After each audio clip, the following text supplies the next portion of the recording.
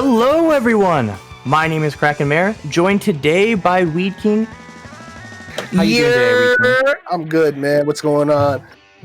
We are excited to bring you day 2 of Splatoon. I Dare You, a great event we are hosting. I want to give a big shout out to WeedKing here, one of the people able to make this happen. And I can't thank you enough. Thank you so much for inviting us to do this and hosting the event. Thank you guys for holding it, honestly. I've said this on multiple occasions, offline and whatnot, and we had private conversations, but you guys have run this event very well, and when I do decide to do this again, I'm guaranteed to get you guys involved yet again. Also, Splatoon is dope. I had no idea how awesome this was, man. Like, I'll just be watching this. Like, yesterday I was watching the event, literally watching the entire thing, and I'm like, oh my god, this is awesome. Like, why haven't I played this game? Got me 10. Well, since we are short here on time, we have two teams here that are very experienced. We have Sonder and Jackpot on stream going ahead to play on Tower Control Mare. These are two exciting teams, very solid teams here on the NA side. I'm excited to see both of them. Jackpot is a newer form team, members that have been around for quite a while, while Sonder is a team that's been around itself for a while. So we'll kind of see a new breed versus an old breed here.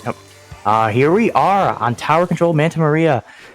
We have Sonder in the yellow and Jackpot in the blue. Okay, so because I'm new to this, so Saunders is yellow. That's the yellow team, correct? Mm-hmm. Yep. All right, and then we have. Okay, so you got to explain to me some of the mechanics in this game, because this game, as fun as it looks, I'm pretty sure there's a lot of nuances that are going on that I don't know of. Oh yes, definitely. So of course, for anybody that doesn't know, Tower Control itself is a mode about pushing the tower across the map with, there's different checkpoints. You can see right now we have Q on the checkpoint pushing the objective. We already do a great job here by Jackpot. So it starts moving. Okay, I see what you're saying. Okay. Yes, of course. We got to push the objective here. Both teams fighting hard. You can see this checkpoint. The checkpoints are kind of like choke points. You know, these are very key points, and both teams are going to try hard to fight. And we see here, you see Sonder doing a very good job here, denying any more push here, though. You got to give credit to Jackpot. They are able to get the second checkpoint. So in the first minute, managing to get 2 checkpoints is huge. That second checkpoint on this map, Mare, is absolutely important to hold. And so early on, this could be a great way for Jackpot to kind of secure this game. They can kind of play defensive for most of this match. Nice. And look at, like, I'm also noticing some of the movement that these guys are doing. Like that one guy in I believe that's yellow Jackpot, correct? No, yes, the yellow Sonder. Yeah, Sonder. So that guy was just kind of like clinging on the wall, like using his mobility to like stay in one location. And I'm pretty sure like that's like, I mean, it may be camping, but it looks like he was in the advantage there. I'm not entirely sure how this works, but it looks really cool, man.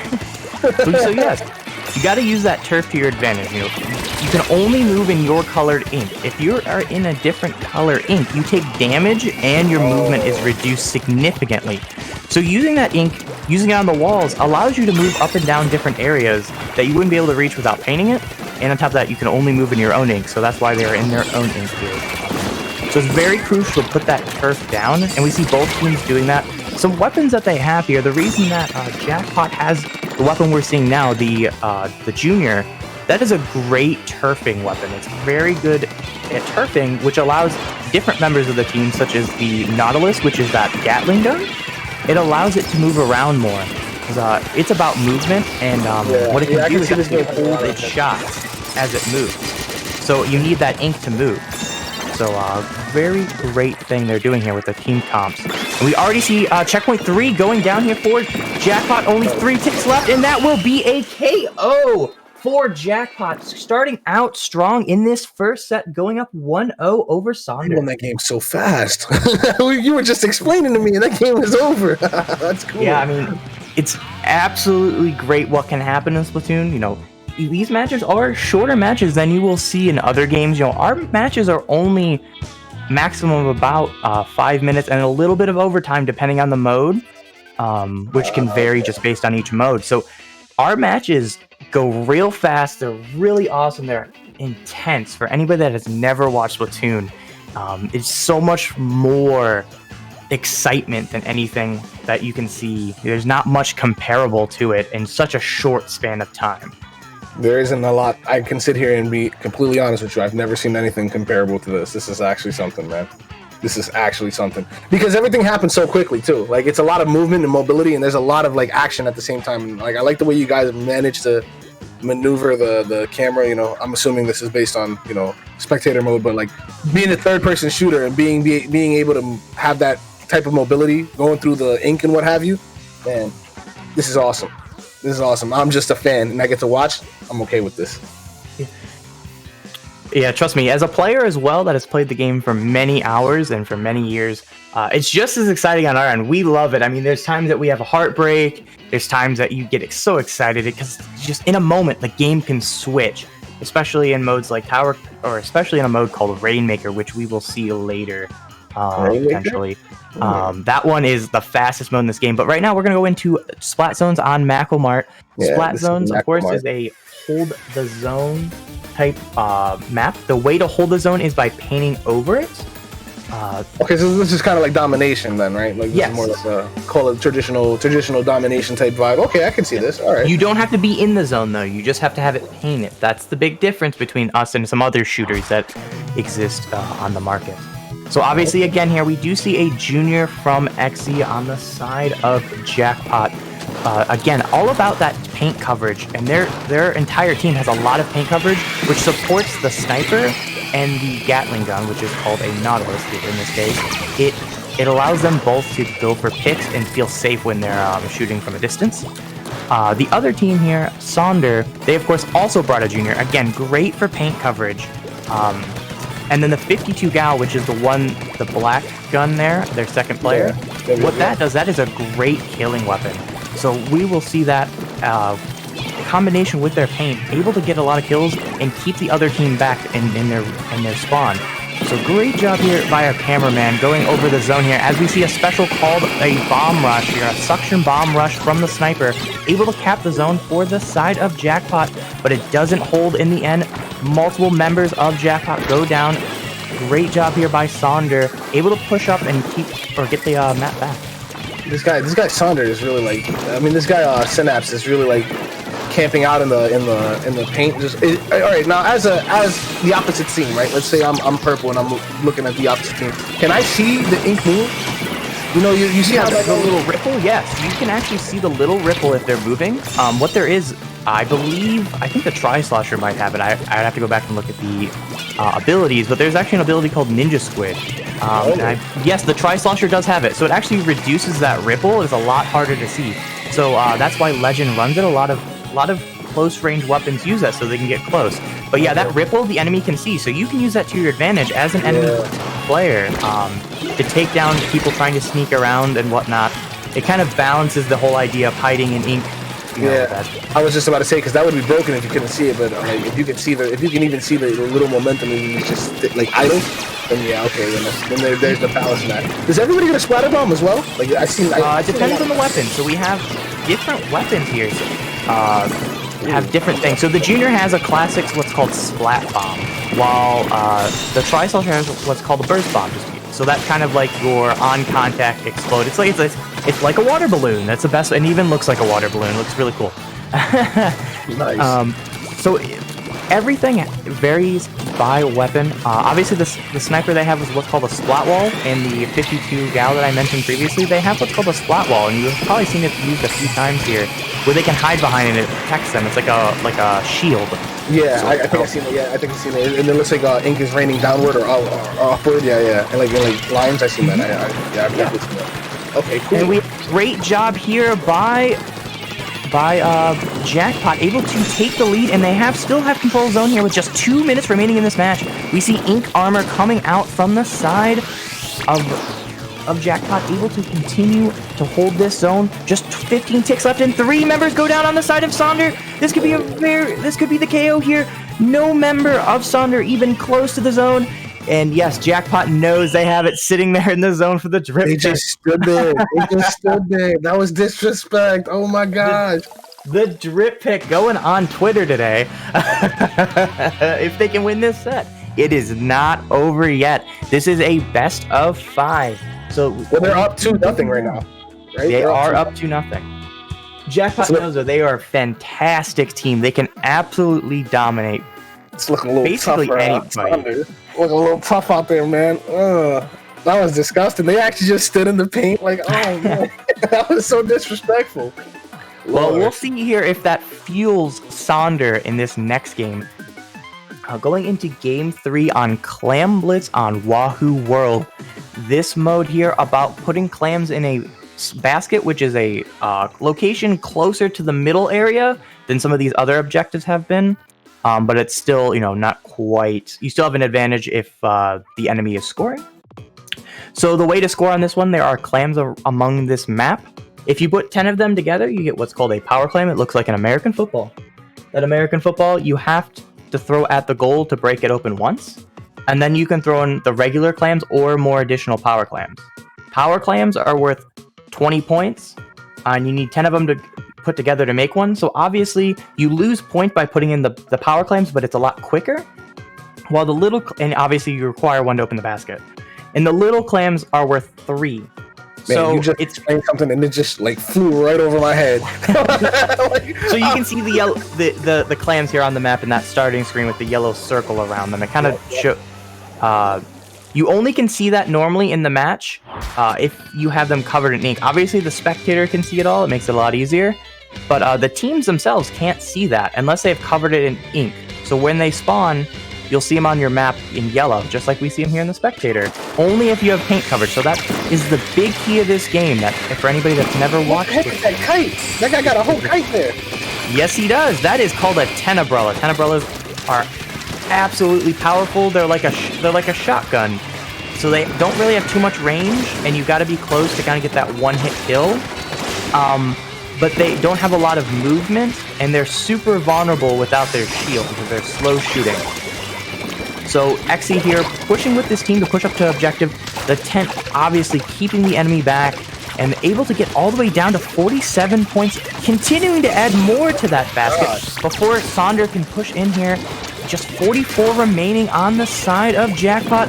The shield gone for Exy. Exy having to retreat. So fast. They did that so quick. They're nasty, bro. Oh my god. What a great play here by Jackpot. You don't see that in Clam Blitz. Usually scores go a little bit on the slower side.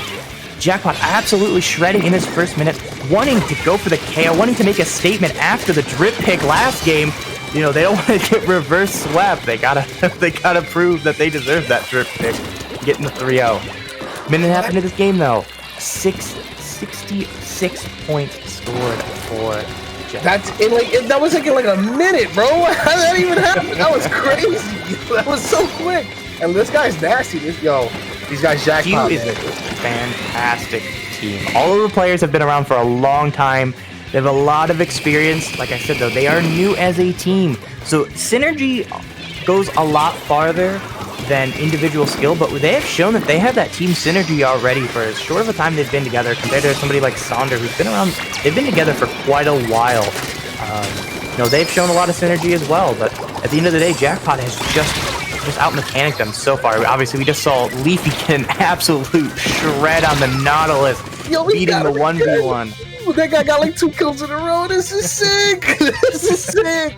Holy smack, bro. That's crazy, man. Great job here. Oh, I'm sorry. I said Leafy earlier on the Nautilus. It is Legend. Excuse me.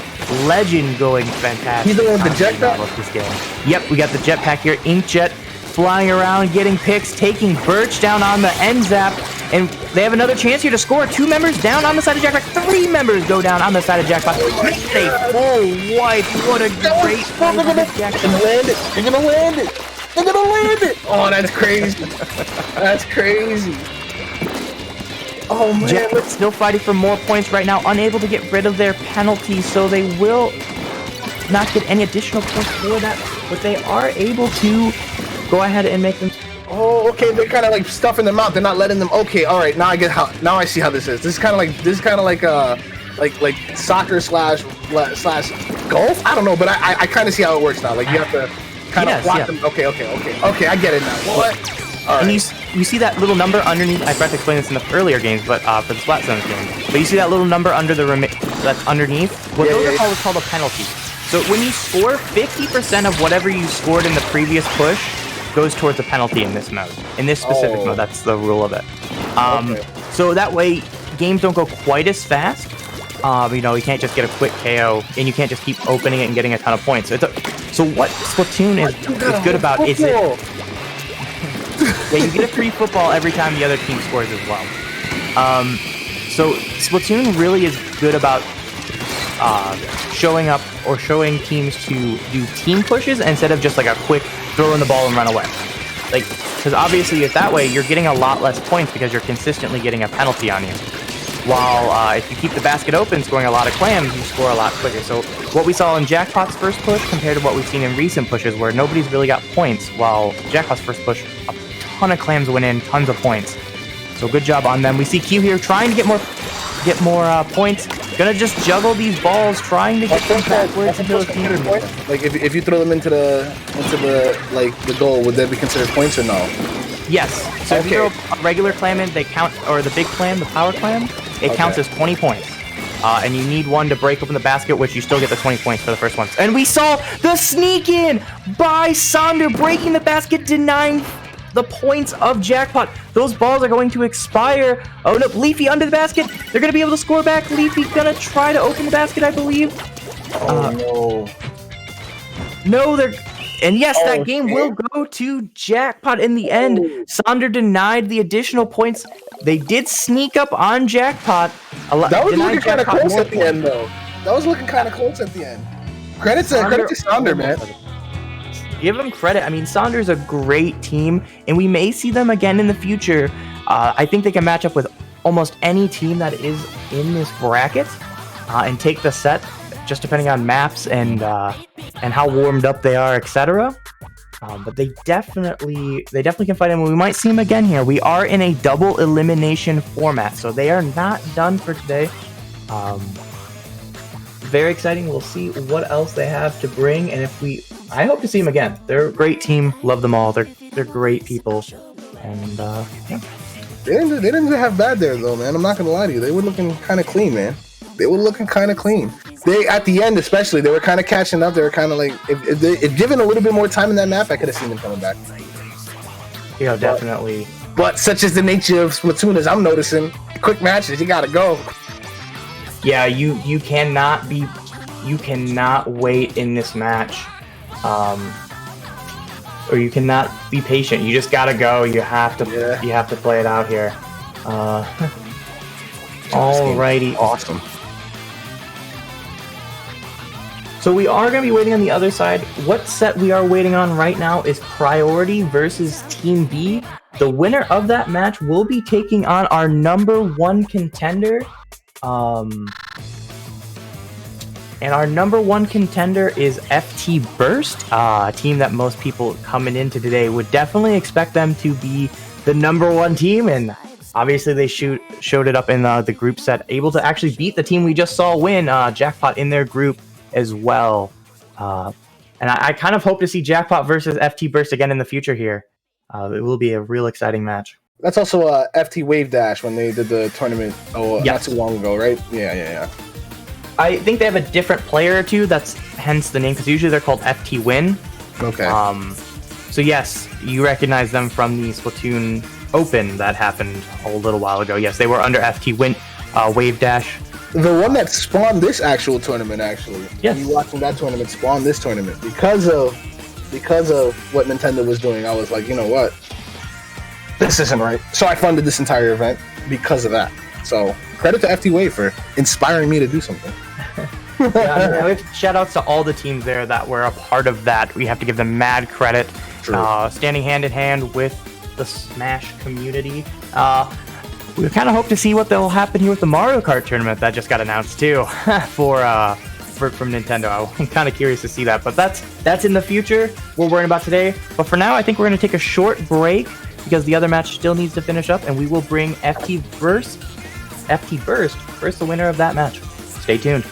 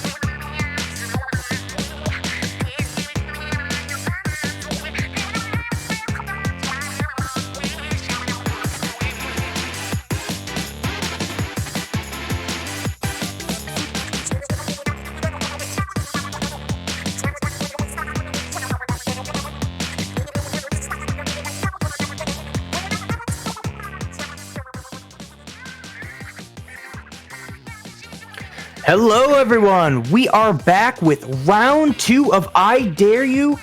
This time we are in the Splatoon matches. Day 2. These are our finals. With just a few teams left competing. This time we have ourselves FTBurst versus Priority. Whew, this is going to be a good match here, WeedKing. I'm looking forward to it, man. I'm looking forward to more matches. Shout outs to Boone Douglas. He's in chat asking about me. Yeah, man, I'm really looking forward to this. I really like Splatoon. So far, it's turning out really great. You guys are super professional. Like, even the way you guys run everything down to, like, oh, man, let's go. I'm ready for some more matches. Well, here we go. Just one more person here to get ready up, and we will get started with these matches. Thank you for your patience on this one. We had to yell at some people. I'm just kidding. I'm kidding. No, they had to finish up their set. The last one was nice and close. So, yeah, we're going to be starting here on Splat Zone Sturgeon Shipyard. This map here is a nice elongated zone, so we might see some more unique weapon choices. Like sniper? Sort of range. We could see that, yes. I would not be surprised if we see a gold or a silver arrow spray. I don't think anybody here plays it, but I would love to see it. Somebody pull out the silver arrow spray, please. That curling bomb rush is so crucial. So what are the teams in this one? So we have ourselves FTBurst versus Priority. FTBurst has been a very strong team for a long time. Those are the guys that don't lose. And we have it's Ice, Bran, Bursty, and Biscuit. I think, without looking at the names here, Keo, Ice, Bran, and I think that is Biscuit. I might be wrong on that one. But that is the team in blue. Our team in yellow will be Priority. Both these teams have been around for a little while. Both teams have played at the top for quite a little bit of time as well. And we see that already FTBurst starting off strong. This is probably our #1 contender here for the top spot. Most people would chalk them up as the best team here in this tournament. There's a good chance we may see them win this set, but we'll see if that changes, if Priority can come up with the upset. Josh here trying to use the bomb rush to capture the zone. The rest of the team pushing up to the zone, but right now, as a novice to the game, right? As a novice to this game, because I'm absolutely new to this, right? How would you explain what this mode is? So Splat Zones is about painting over a certain amount of zones, similar to something like a domination. So instead of holding a zone with your character in it, you're basically putting turf down to hold the zone. You can see how the counter right now is going down towards the side of Priority. Because they put their paint down. And when there's so much paint, it switches it to a neutral and eventually switches control, as we just saw there. FTBurst taking control. And obviously, every time it happens, it does show a notification on the screen for every player. Like, hey, you should capture the zone. So if you're pushed up too far and your team's losing the zone, you might want to come back and help out. But in this case, also notice that there's a penalty here. What's that penalty for exactly? So the penalty, it's basically a formula as how long you hold the zone. So if you only hold it for a little bit, you only get a few penalty points, and the longer you hold it, the longer your penalty. And so then you would have to work harder to hold the zone. Okay. Yeah. All right. So then this kind of balances out. All right. But it does benefit. The longer you hold, the less penalty in the amount of time. Effectively, is the best way I can put it. So, if you only hold it for a few seconds, you're going to have about 50%. Well, that will start to trail off the farther you go. Because there's a formula. I don't remember the formula off the top of my head, and I don't want to say the wrong one. But unlike Clam Blitz, where it's a set 50%, this one, it benefits you to hold the zone for a long time and then lose it, than just go ahead and lose it pretty quickly. Just go ahead and lose it, okay. What I've also noticed is that these guys are, the Priority, I believe their team name is, they're getting absolutely demolished right now. This is insane. Yeah, FTBurst is a strong team, very strong team. We see Keo about to get another kill. No, going to be denied, but still getting the assist. And this will be a knockout for the side of FTBurst. They just went to their zone, and like they're near their spawn zone, and just kept them in their base. Like, that's insane. What? On this map, that's a crucial lockout point they ended up getting to. Yes. Whoa. What domination. These FT dudes. They won that big Nintendo tournament, man. So I know these guys are no joke. I know they're no joke. Seeing them last time. They have not been a joke for a long time. Trust me, these people have won many tournaments, and they've been near the top, if not the top. for quite a while. Actually, I would say they are the top in NA for quite a while now. And like I said, we're trying to see maybe a possible upset. I think one team that could potentially upset is the team that we saw last round win, Jackpot. They are the up-and-coming team, and I really think they're going to give them a good match. I think that might be either the match before or the match of our grand finals. I would not be surprised if we see those teams go head-to-head here in our next sets. But for now, we're going to focus on this set here with Priority. Maybe Priority here can reverse the fortunes here and get three games in this one and win the set. Well, they're going to be Clam Blitz on Reef right now, on the Reef. Yep. So we're going back to Clam Blitz, all about making those clams and scoring the clams into the basket here. Both of these teams know how much teamwork is required. Clam Blitz needs the most teamwork to score many points and score for a long duration. The way the mode is built, you should try to hold the basket open as long as possible and score as many points as you can while the one basket's open instead of consistently open the basket, because that penalty is super harsh. 50% of whatever you scored will go into a penalty. So each push after the first one, you start to get a longer and longer time that you have to kind of keep pushing for. Okay, so look at them go. The FT Wave is in the purple, I believe? Yes, they are the purple blue. I think it's actually a dark blue in this one, but yes, purpley blue.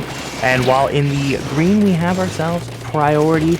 Right now, FTBurst starting off in a very aggressive position, going 2 down on both sides. Both teams going to kind of retreat towards the middle, just kind of hold things neutral right now. Yeah, they're probably trying to knock out as many people as they possibly can, so that way they can pick up more pieces and then head off and score the points. I'm assuming that's the strategy in this mode. Yes, that's very much the strategy. We see a wipe, I believe, on the side of Priority. We're going to have FTBurst push up. They aren't going to score just quite yet. We do have a power claim on the field, but too slow, unfortunately, to score. There will be enough time for Priority to give themselves a good defensive position. And we see Jay here in the close, just kind of defending the close. No flanking to score on the basket here. Man, that one dude uses a paint bucket, and that thing looks busted. Is that like a thing? It's a really strong weapon. That is we have I think it's a tri-slosher. Yes, that's the only slosher we have in this match. Last match we had a different slosher. And this one, tri-slosher, it's kind of like a short range. It's also somewhat similar to a shotgun. Yeah, it's not a shotgun like the Umbrella is, but it's kind of like a short range. It kind of spreads out a little bit, and it shoots pretty quickly, but it's still decently vulnerable while shooting. There's a lot of end lag, and once you start shooting, so it is vulnerable, but it's still a really solid choice, and it's actually paired up with what's called a burst bomb, and if you combo it, you can get some very quick kills. We see Keo actually getting 1 kill, getting 2 kills. 2 kills, that's what I was saying. That thing's busted. If he gets his 3rd kill, he's the greatest. Keo is considered one of the greatest players to play the game, so yes, he is really, really good. Going to back up here, though, scoring all the way down to 17 points remaining. So, great push here by the side of FTBurst. 3 again down on the side of Priority. Pushing up, trying to score more. They need 1 more clam here to get a power clam. They only have 17 remaining? When did they score? I just missed everything. FTBurst knows what they're doing. They know how to score very, very quickly and efficiently. They have done many hours of practice together. Super efficient, because I didn't even see it. It just happened so quickly. We see a great shot from Brand, taking out the other Inkjet mid-air. What a shot from Brand. Those are those great shots you love to see with Inkjet. Josh, you're very good retreat. That was nasty, bro. Using that splash wall to your advantage that we talked about in an earlier match. Great job here on the side of Josh, staying alive, waiting for his team to come back and support him. And we see Jay along with Josh still in this corner, though. They're very vulnerable. Great kill! Headshot partials here from the back line. Going to go down in the end by FTBurst. What a play, though, by Josh to stay alive that long. He was alive there for a while, man. He was using that corner to his advantage. It looked like he was in a bad position. Oh, he was in a bad position, and he made the best. He made it work? He made it work. Yeah, he made it work. We see another air fight between Bran and Jay. Who's gonna come out on top in this one? Jay getting damage on Bran, or well, excuse me, I think it was Bran. Unfortunately, this time not able to get the picks, but it stayed neutral. We see another mid fight. This is an opportunity here for Priority to score. No, that is going to turn very quickly 14 seconds left. Oh no. Oh my goodness, they have 19 clans. They're about to try and score in, huh? Yeah, it's a good opportunity here to score. I think if they build one more power clan, they might go for it here. Go for the throat, get the KO. 23 clans on the side of FTBurst. They're just looking for that opening. As soon as they can get a few picks, they might as well push it here. Not going to happen, though, if they keep going down like that. They just lost that position. They were in a good spot, too. Here they go, scoring on the side of Priority. One power clan in, but not much there to really follow. It looks... Oh, here, Ethan goes in with a... Priority's kind of pushing it back now. They're kind of pushing FT Wave a little bit further back. FTW, my fault. Yeah, they end up getting pushed, but they were unable to keep that basket open, so that basket closed on them. It's only open for so long, and if you don't keep scoring, and they didn't keep scoring. They do fortunately make a power clan, which means we're going to have up to 20 seconds of overtime in this match. So just 20 seconds maximum, either 20 seconds or if one of the baskets close here. So Bran, they do manage to open the basket. We will see here two members down on the side of FTBurst. They scored. Yes. Okay. Little clans going in. More points. Look at that. They're going. They're trying to make a push. Let's go.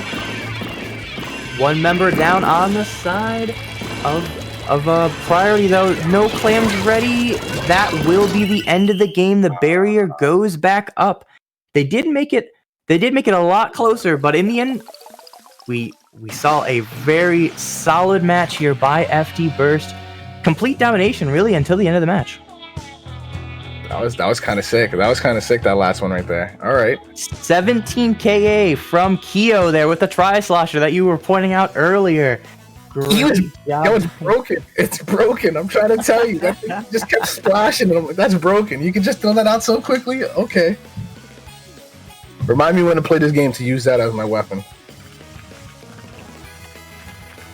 Yeah, there you go. I mean, it's a really solid option. I used to play that weapon back in Splat 1 for the entire duration. I was a one-trick main of Tri-Slosher, so I know a lot about that weapon, and it's fun to play. It's very fun. It's a good choice. That dude Keo is actually busted, though. He had like 16 kills in the last game, and we were watching him just dominate them for the most part. Yeah, I mean, Keo is considered one of the best players in the world, and for sure, you know, easily top couple in NA, if not the best, just depending on who you talk to. But I think the majority of players would at least put him in the top handful of players. He's so great as a competitor, and he's a good person too. Like I've been around him a few times. He's a great guy. But so give him credit for that. We'll continue to see him play here. Going into match 3, we have Rainmaker on Humpback Pump Tracks. This is the first time we've seen Rainmaker. I was told by chat that Rainmaker is a heartbreaking match. Like that's a heart like this is the heartbreaker right here. I was told by chat. I'm just quoting chat on this.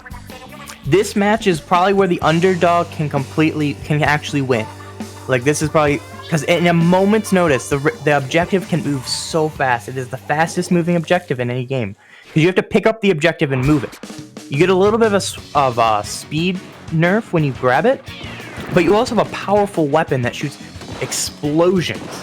So it's apps. I love the mode personally. It's a great spectator map. Mode. It is catching the body. Here we go. We see somebody moving the objective. There's already an opening on the side of FTBurst. Look at him go. See how fast this map can go. Oh, we had a disconnect on this one, so we're gonna replay this one. We're gonna replay this one. We had a disconnect before the match started, so we're gonna give it a redo. But we can see how fast that mode can go. That shows you how fast that mode can go. WeedKing, I'll tell you. Whoever DC'd got shook. Yeah, it was Domo on the side of Priority. He was the NZAP, the one that looks like the old gun from the Nintendo Entertainment System. It's actually modeled off that, hence the name NZAP. He was shook. He stood there. He realized, oh no, not this. Backed out. He was too afraid of Keo. You know, he couldn't handle it. Keo came out the back, catching 2 bodies, man. Like, he's nuts. That dude is nutty, man. Yeah, I mean, this entire the entire FTBurst roster, they're nutty. I have personally played with Ice, who is nicknamed Sniper in this one. We actually got into competitive together, for that matter, many years ago, or over 5 years ago at this point. God, it does not feel like that long. And I've known him since then. He was nutty then, and he's nutty now. He could completely, just like, I mean, really anybody on either of these teams, in a moment's notice, could completely just wipe the other team, single-handedly. Every one of these players, they are all cracked. They are all fantastic. And talk about so it, man. Talk about it. So we'll be quickly getting back here into Rainmaker and Humpback Pump Track to go a little bit into the mode. So you have a golden fish. In German, it's actually called Operation Goldfish, when you translate it. And this goldfish, it looks more like a dragonfish combo. When you shoot it, it actually shoots a projectile that, when it lands, it makes an explosion area. And it can actually one-shot with anyone in that explosion area. And if you shoot them with like the projectile before it explodes, it does 50 damage on a full charge. So what's the balance? It's not the most balanced, but it's very vulnerable when you're grabbing it, but it's also super powerful. So it can absolutely dominate a team, but it also is so vulnerable that with any little bit of coordination, you can usually take it down. I heard it within your voice, and you don't firmly believe in what you just said. But it's okay. It's okay. Calling me out here as a person that plays Rainmaker, usually one of the people carrying it, and has carried it for quite a while. I know how strong it can be. Right. It's so good. But the great thing about this map, or this mode, in this map for that matter, plays into the way this mode plays, is it just can go so fast. You can move just so fast in this one. In a moment's notice, you can go from losing to winning. You can knock out just instantly. Well, since we're waiting for this other player, we can have some downtime. Could I just do a little plug on I Dare You? Go for it, my friend. Okay, so I don't know if anybody who's watching this, also Boone, not at all. I don't know if anybody's watching. You can see that the main screen, when it goes back, it's a Falco doing Dare, and there's a bunch of colors behind him. Well, this is I Dare You is the celebration of all Nintendo's competitive. You see, and then it's all of Nintendo's competitive scene. We were doing a Mario Kart tournament on Monday. We did a P Plus tournament on. That's Brawl, a modded version of Brawl, for those who don't know. We did a P Plus version a tournament for $250. We did that on Tuesday. Wednesday was kind of like a rest day, and then the last 2 days have been Splatoon. And tonight, somebody's getting paid. All this money's coming out of my pocket, man. All of it, absolutely all of it. And then we have Saturday. Tomorrow is the Ultimate Tournament, and then we have Melee on Sunday.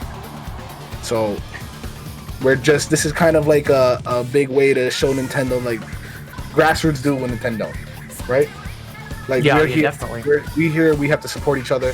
It's a GoFundMe, if you guys don't know. The GoFundMe goes to the prize pool. So whatever you guys donate to the prize pool, the GoFundMe, 10% of it goes to the Rain Foundation, and then the rest is going to go to the prize pool for all the tournaments that have prizes in this event. So the prize pool for P Plus will go up based on your donations.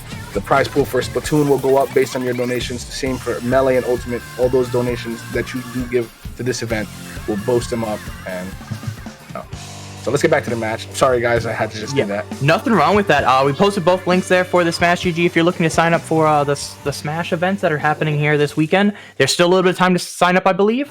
And if you want to go for that GoFundMe, both links are in the description. Or in the chat. Here we go. On the side of orange, we have FTBurst on priority in the turquoise here, turquoise, green, whatever you prefer to call it here. Not gonna start that fight. We see Keo again on that Tri-Slosher, this time on a different variant of the Tri-Slosher, so it has a different sub and special than the other one. The other one had a burst bomb and what was called ink armor, gives you a little bit of protection. Okay. And this one has the rain, which kind of does a little bit of damage and paints, and has a burst, or as a regular splat bomb. Great points here on the side of Priority, making a quick start here, all the way down to 22 remaining, 78 points scored. What a great start. Getting 2 more. Great job here by Priority. Oh, are they going to take this match? Okay. Oh, great shot here by Josh. Keeping them in their place. Okay, Priority. That guy took a little break. He said, I'm coming back with a vengeance. Yeah, Priority, you know what? They took that DC just a little bit of time to regroup, kill a little bit of momentum. Down to 12 remaining. They're still pushing this Rainmaker. FTBurst needs to jump that Rainmaker down off that ledge, but they just haven't been able to do so right now. Just keeping them at bay, Complete domination by Priority. No, they just picked up the Rainmaker now, I believe. Yes, finally we see that Rainmaker push back into mid. They're mostly just pushing it for reset purpose. Never mind, that turned into a push. Oh. FTBurst able to take 3 members down of Priority. Look how fast this mode can change, WeedKing. Oh my gosh, that was sick. He just picked it up. And, you said it wasn't that busted, man. You said it wasn't that busted, man. Great shot by Josh, getting 1 member down of FTBurst. They're still pushing with that Stingray. Stingray trying to take down the Rainmaker, able to assist in getting the Rainmaker. Not quite getting the full kill, but in the end, that will stop the push of FTBurst. All they need to do is pick it back up, hold it down for a couple of seconds. Yeah, but I mean, that just shows how fast Rainmaker can swap. They went from one team having the lead to almost the other team coming and get the lead and getting close to that pedestal. If you put on top of the pedestal, that is a knockout, a game over here. 2.5 minutes, and we got tons of action here in this Rainmaker Game 3 on Humpback, Pump Track. Keo getting picks with the Tri-Slosher.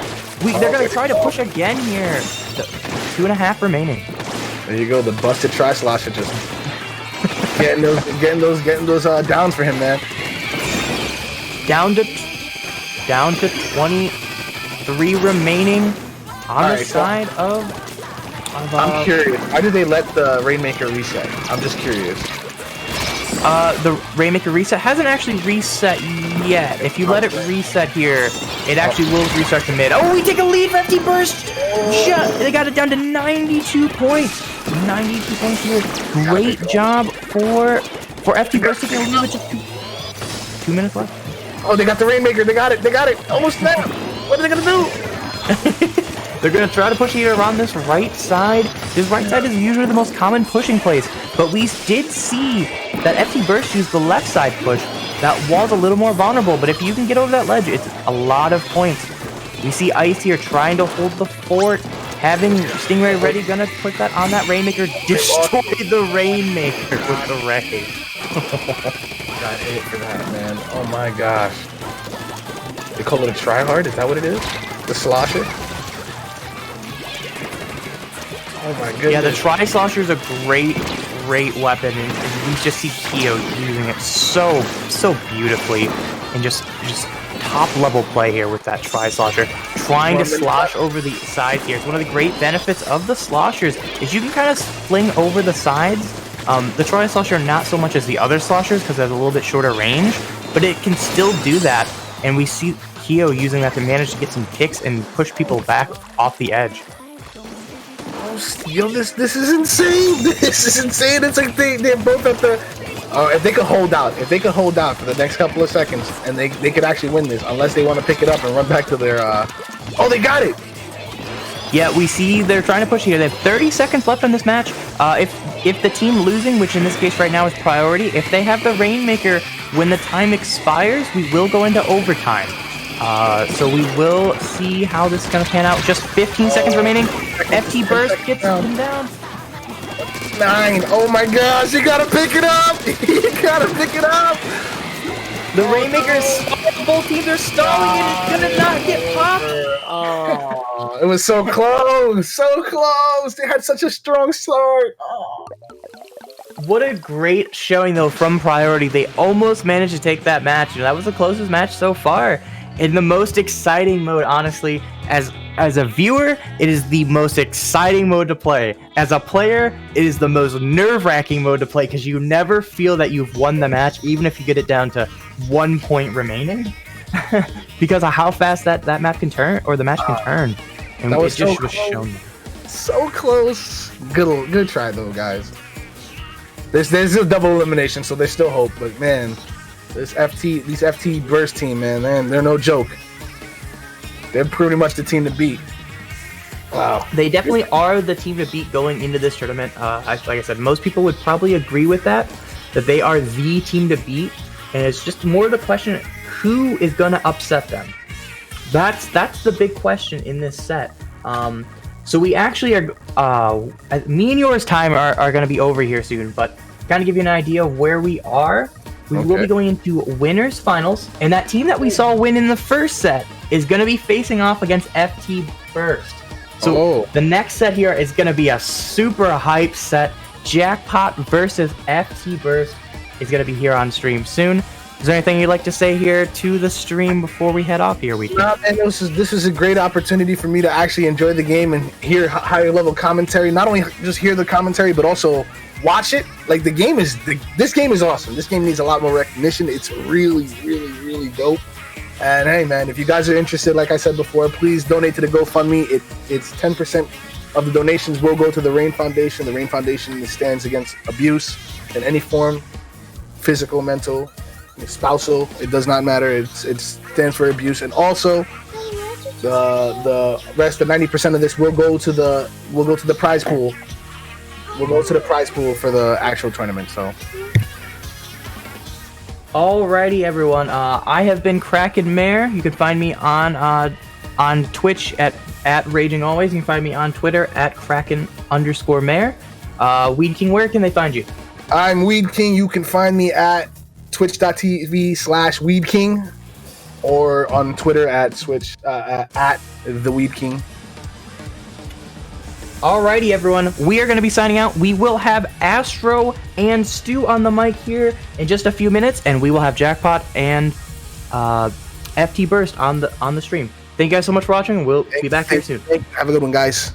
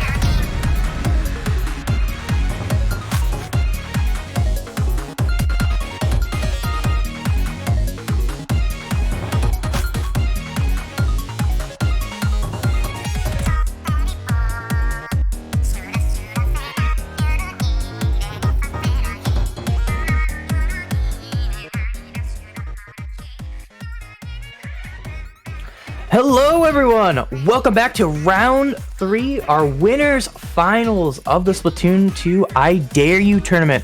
I am back here, Kraken Mare, alongside my friend here, Astrocities. How you doing, Astro?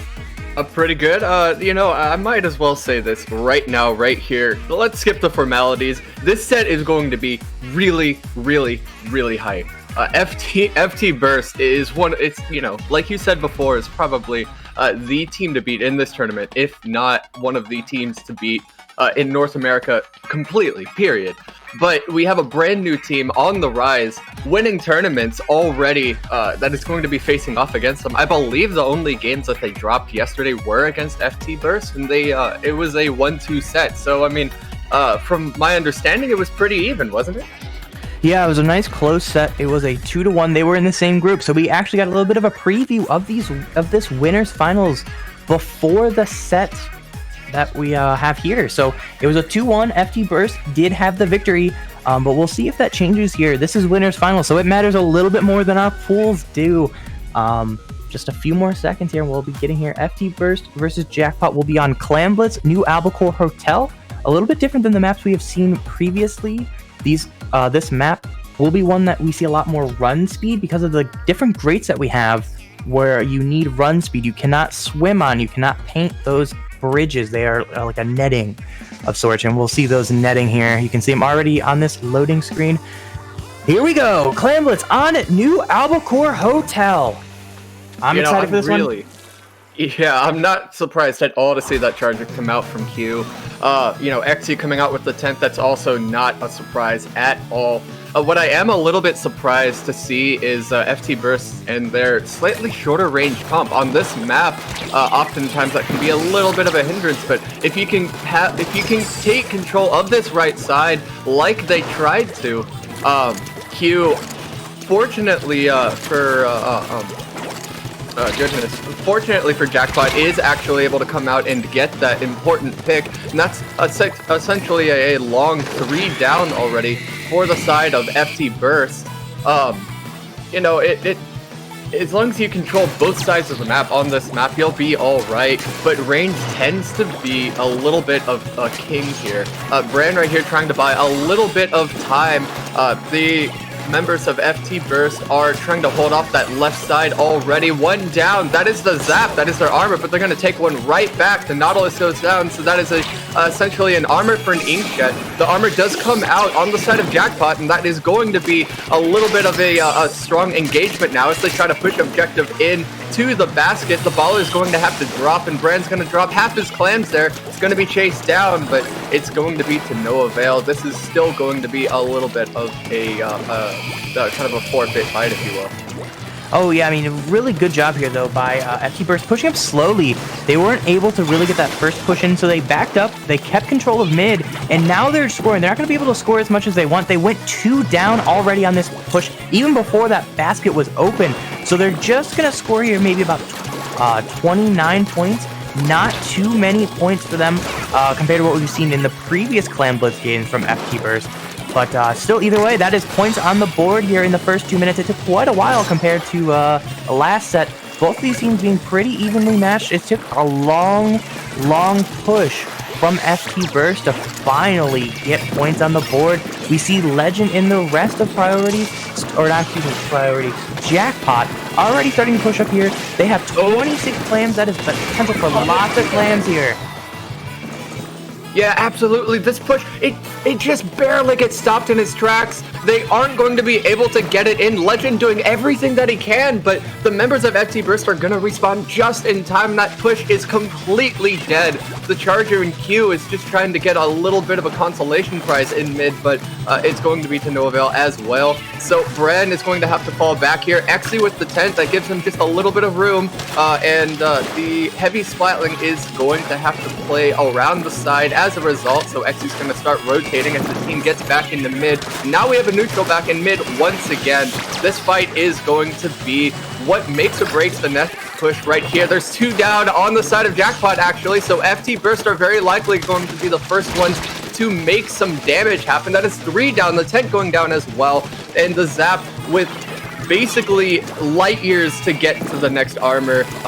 Their really only hope as far as special is in that gray, and that's going to be a long way off as well. So the special pushes are going to come out for FTBurst as well in this case, and they're just waiting, biding their time.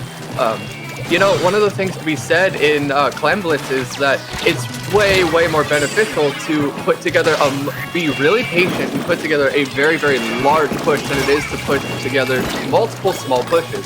Because if every time that you put a push together and make one happen, you give the other team a power clamp. You know, one spawns underneath their basket every time that you break their basket. So if you give them multiple of those little power claims, it actually is going to allow them to make counter pushes on you. If you can make one large push in the same amount of time that it would take you to make, you know, a few smaller ones, you are limiting the amount of claims that they get in a sense. So, just little basics right there for those of you who are kind of unfamiliar with the mode. FTBurst is all the way down to 15. Talk about a large push. They put one together right there, and that is going to be a wipe, but not before some serious damage has been done. Oh my god, that's massive points. You know, we talked about in that first push, it wasn't too much. I think it was just 29 points. In this one, they scored well more than 29 points. They absolutely got it down to 15 remaining. That is huge points. I mean, it's over 50 points. Ooh. And mind you, a portion of those points ended up going towards a penalty. So they scored way more points than 50 points in this one. They scored about, or it would have been over 60, I think, I believe over 70 points scored. But we do see a counter push on the side of Jackpot. Jackpot scoring points. They have another power climb worth 20 points jumping in. That's going to be but that is going to be put in. That is 42 remaining. But all members of Jackpot are going to go down, and this game will be over in favor of FTBurst, going up 1-0 in this winners finals. FTBurst, you know, they put up a fight, but they really took it to Jackpot, because Jackpot, they just didn't have answers until the very end. It almost looked like they kind of let Jackpot in to get a push, because it would have been kind of basically free picks, because Jackpot would have had to climb such an enormous mountain to put enough points on the board. They practically would have had to nearly put together a single push KO just to climb all the way back up to where FTBurst was. So in that sense, it really makes sense that you would kind of let your teammates in for those free pushes. While they're focusing on objective, you can kind of just focus on punishing that. In this case, they were just flat out played on that map. You know, Astro, I don't mean to cut in here too much, but as I said last round, I'm going to be heading out. Finally, we have Stu, the announcer, here, so I'm going to head out. Stu and Astro, have a good night, and we'll see you around. Thank you, Kraken, Mare, and thank you so much for holding down the fort. Astro, it's good to be here with you, and it's good to be here with all of you here on twitch.tv/IPL Splatoon for continuing coverage of I Dare You Winners Final, Jackpot against FTBurst. Gotta say, I mean, it's what do we always say about New Albacore Hotel? It's a map that favors range, and when you have a backliner like Ice, certainly that's the kind of presence that you need to put the freeze on any sort of push, especially near the end of the game. Yeah, absolutely. Though it is pretty interesting. They actually opted to go with a heavy splatling. It worked out in their favor, but you kind of saw throughout the match the heavy splatling really struggling in those backline versus backline engagements that do tend to eventually happen. The Chargers just kind of deleting them in one frame as Chargers do. But you know, the one thing that the heavy splatling does have for it over the Charger is its ability to basically just scoot around the map, right? It can get places really fast on a large map like that. I can see why that actually could also play to the heavy splatling's advantage, especially in a mode like Clan Blitz.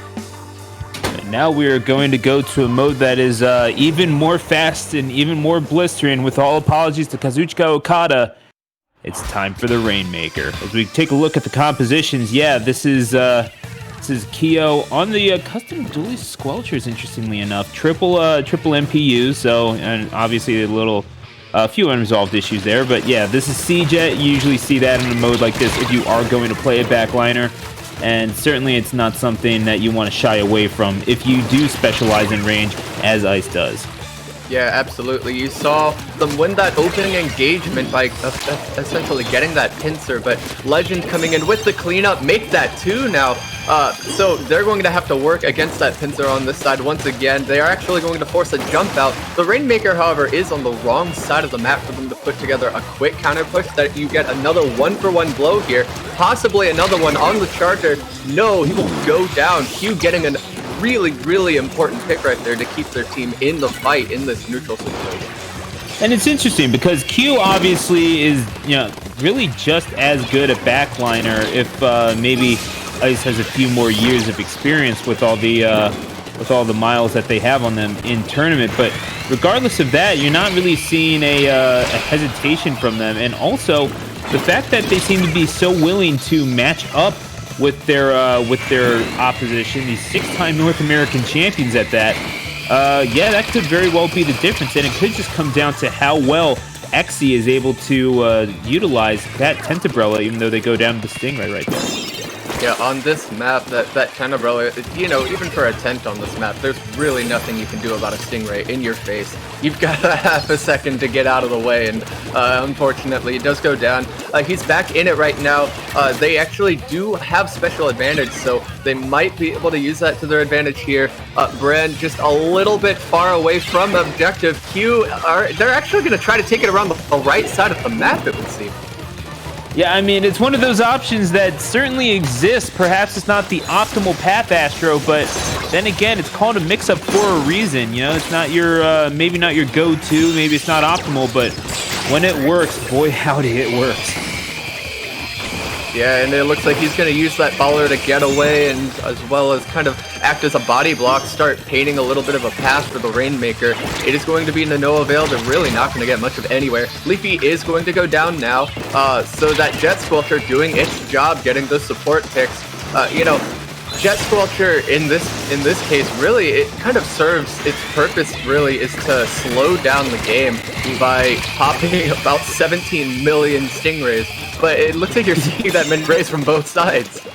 Yeah, Stingray in this mapping mode, pretty good. And now we're going to see the boys in blue try to push it up. And they are, in fact, going to take the lead, trying to push it around through the left side. We've seen many a push go around that way, many a winning push, in fact, over a few of the swimmer sinks in the past. I'm sure you recall some of them.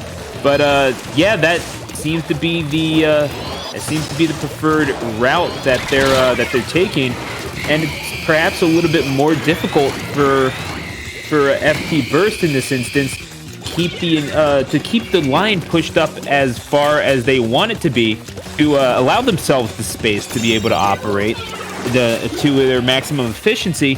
Just because you have the tent umbrella on the other side, they are in fact going to retake the lead, however, and now the onus falls back to Jackpot to see if they can try to get some footing in this set as we're approaching 1 minute remaining. Yeah, absolutely.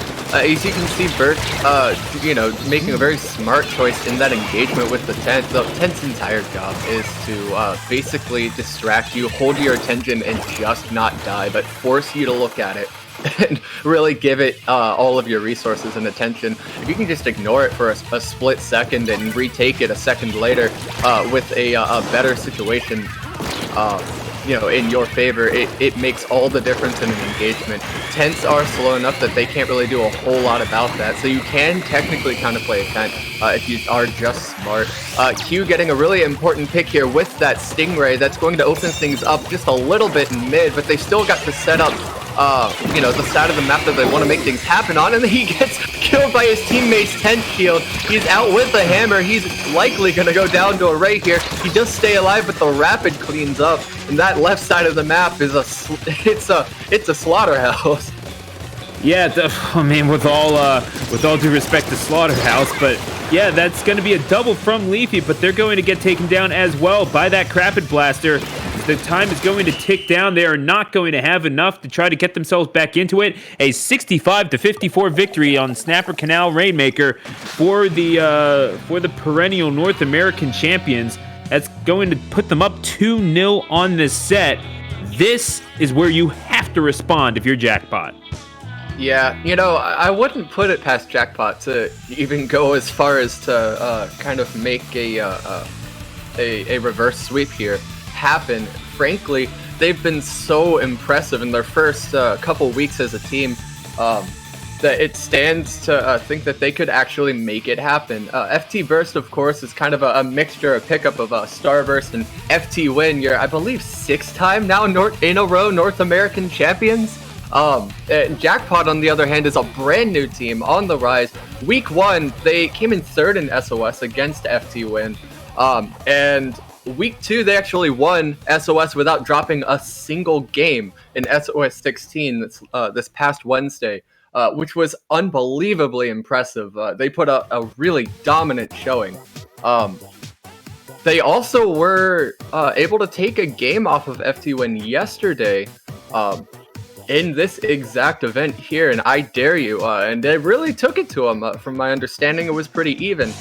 So I wouldn't put it past them to be able to play on a different map, in a different mode, to their strengths a little bit better.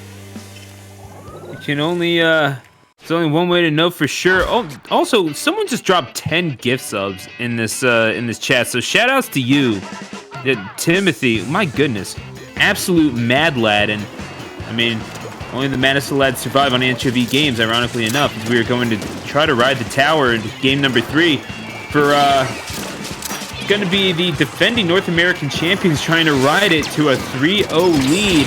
Jackpot looking for a response here, and that's one way to start. Q trying to make things happen on the back line. They're going to take down Bursty, I believe it was, on the end zap. That's not a bad start, and again, it all builds from the back, Astro. I'm sure that you appreciate that. No, it's a huge start here, actually. That Ray getting another massive pick. Leafy getting another 2. That's going to be 3 down on the side of FTBurst. Make that a full wipe. They're at the last checkpoint. If they're able to push through here, that very likely is just going to be the win in and of itself. Getting past this 3rd checkpoint, that could very well be the death knell. They came in with question marks. They're trying to turn them into exclamation points, and what a way to do it. Absolutely exerting their will over FTBurst, and that is a very clean 100-0 victory. Leafy popping off on the Inkjet. Q not doing half bad on the Charger themselves. Leafy leading the field with 6 splats. That was double what their opposition had in total. No, it really, FTBurst didn't do anything wrong per se. They just got outplayed. They just lost their engagements at the wrong time, and it all happened so quickly that they, next thing you know, they lost the game. It was just an instant KO. Those do happen, but they're really, really rare in modes like Tower Control, where the objective is so slow and it takes so long. So, props to Jackpot for really putting one together and stating, hey, we might be down 0-2, but we are not out. We're here to win this set still, and we're going to counterplay you. And what a way to get themselves back into this. And now the prospect of potentially drawing this setup at 2 is a very real one, as we're going to try to control the zones at Mako Mart. And yeah, well, I don't know if it's Mako or Mako, whether you make a long or short of it.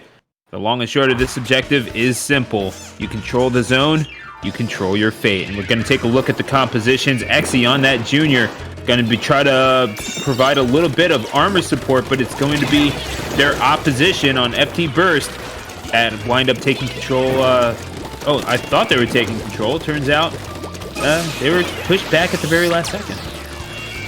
FTBurst got there was a really important play on that opener, actually. It was the Nautilus basically going all the way to the right stack to try to force back the Charger on FTBurst and make them have to fall back. So essentially the opener was kind of a 3v4 engagement, if you will, as a result. And that allowed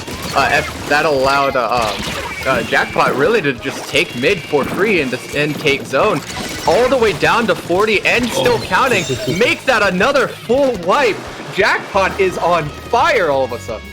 Leafy, Brooks, no discourse in the middle of the map. They're going to expand that yellow line outward, and all of a sudden, It's FTBurst starting to sing the blues.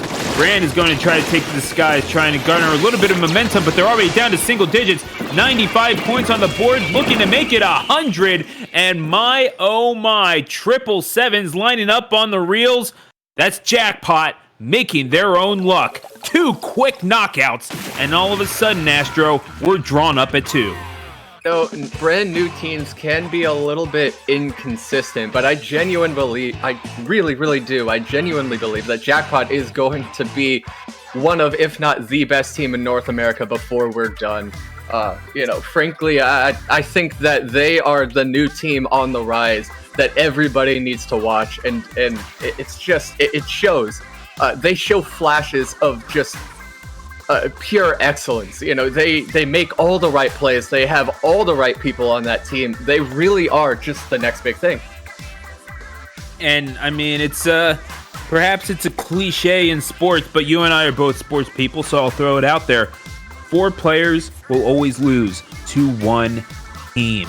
And that's just how this team is built. They know how to shot call to each other. The communication has to be seamless, especially when you're going up against the defending and 6-time North American champions, as we seem to reiterate. But really, that just puts into context how dominant Jackpot has been in the face of a team that has dominated the North American Splatoon team scene for so long. And now, playing clams on Wahoo World, we're right back to it. It's anyone's game, and well, it's perhaps FTBurst needing to make a response here, because they're the ones that wound up taking Clam Blitz not too long ago in Game 1.